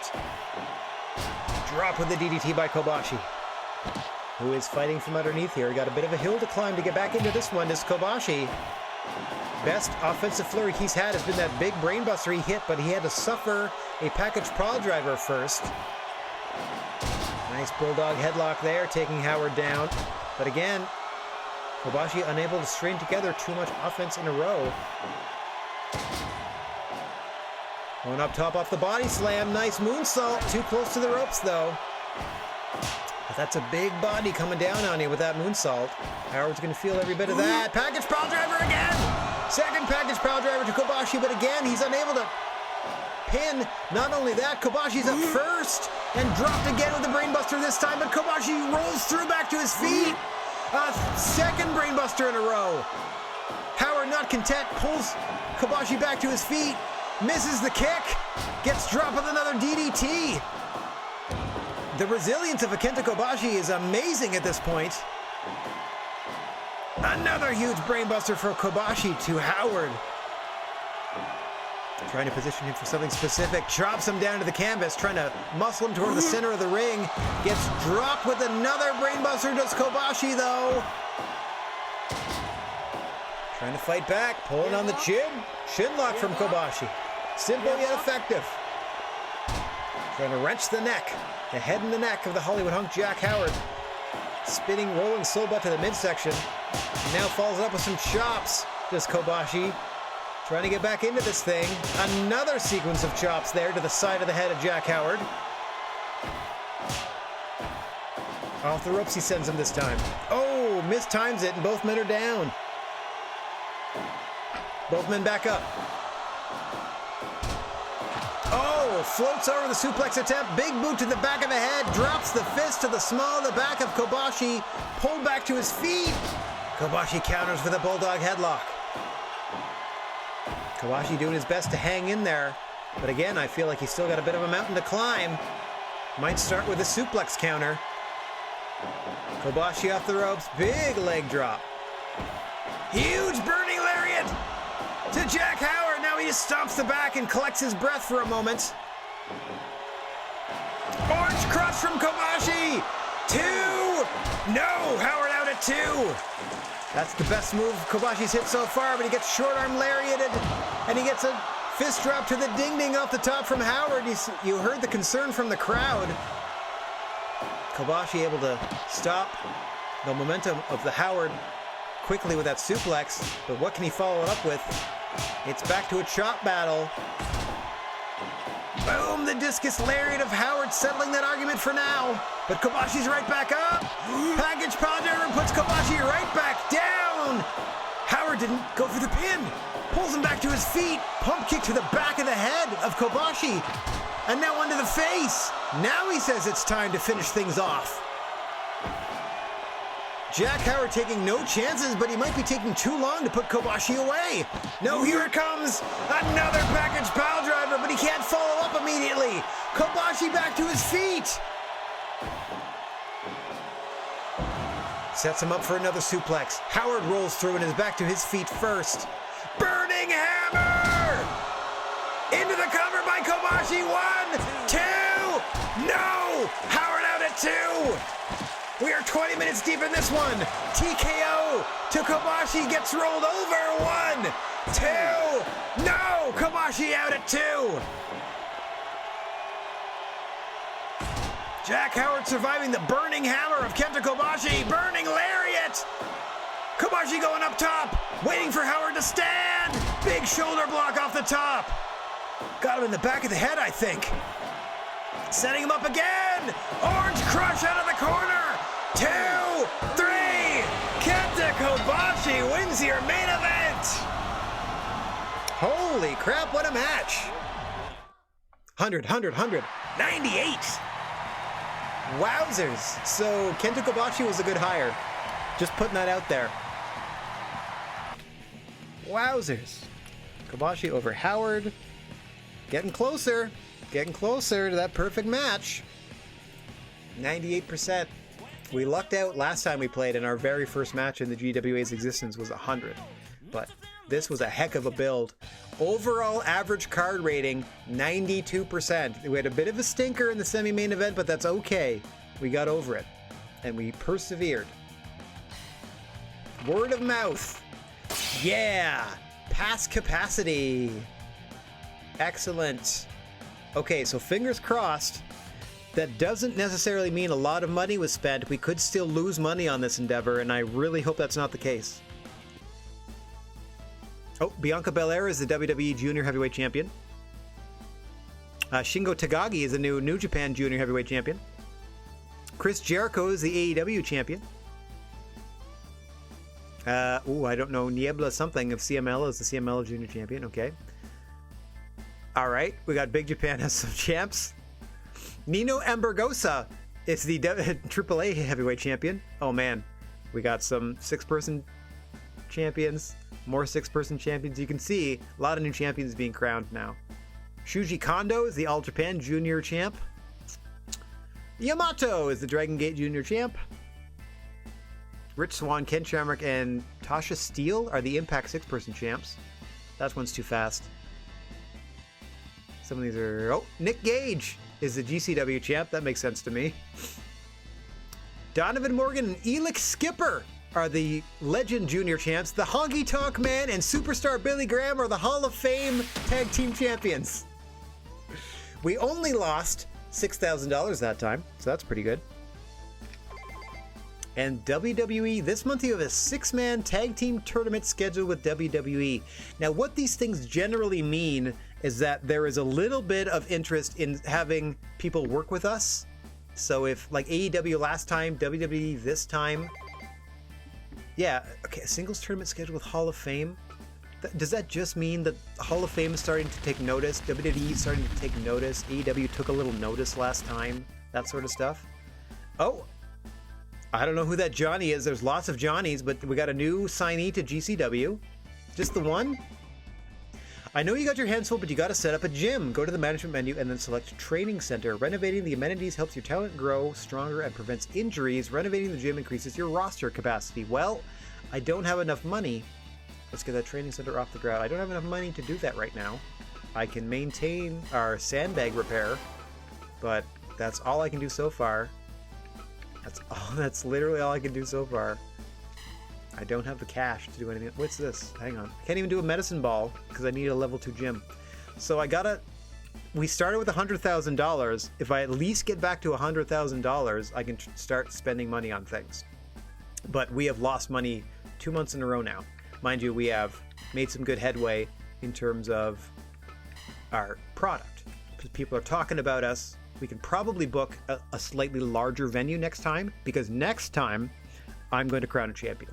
I know I wanted to save it for 6 months in, but I'm already at least like 20 to 30,000 in expenses every month, and the sooner I get a champion crowned, the quicker my popularity will go up, the more fans will want to attend, like the more we can really establish what it means to be part of the GWA. So we have 8 people on our roster. That's the maximum we can have. So I think next week when we start GWA in the 3rd month here, I think we're going to go with the one-night tournament to crown our first heavyweight champion. So we at least have that established. Okay. Beyond that, though, that's it for today. So let me do this. Pow! All right, let me get front and center so I can thank everybody for watching and also adjust my bandana. No matter where or when you happen to be, I'm wishing everybody out there chill vibes, and for the moment, non-contact high fives. If you find yourself in possession of a plethora of positive energy, please share it if you can spare it. And don't forget about your old pal, the Silent G, Rad Gnarly, saying so long for now. We will be back Friday afternoon at 2 p.m. Eastern to make the Queens of the Stone Age proud by focusing on Little Sisters in BioShock 2. So until then, TTFN, let's go ahead and find ourselves somebody to spread a little love to. There we go, we're going to say howdy to Dork. Like we said, the first iteration of the GWA is now concluded. I have overridden the save game file, and it no longer exists on my computer. It only exists in the 44 videos that are in the YouTube playlist that are the entirety of what is now GWA Season 1. What I'm going to do when I upload this later is rename that playlist to GWA Season 1 and start a GWA Season 2 playlist with this very video. Okay, now before we do any of that, of course, we're going to go say howdy to Dork Chop and get the crap out of here. So thanks very much for hanging, everybody. Hopefully I see you tomorrow for a little BioShock 2 action. And then, of course, tomorrow night, Friday Fun Bag.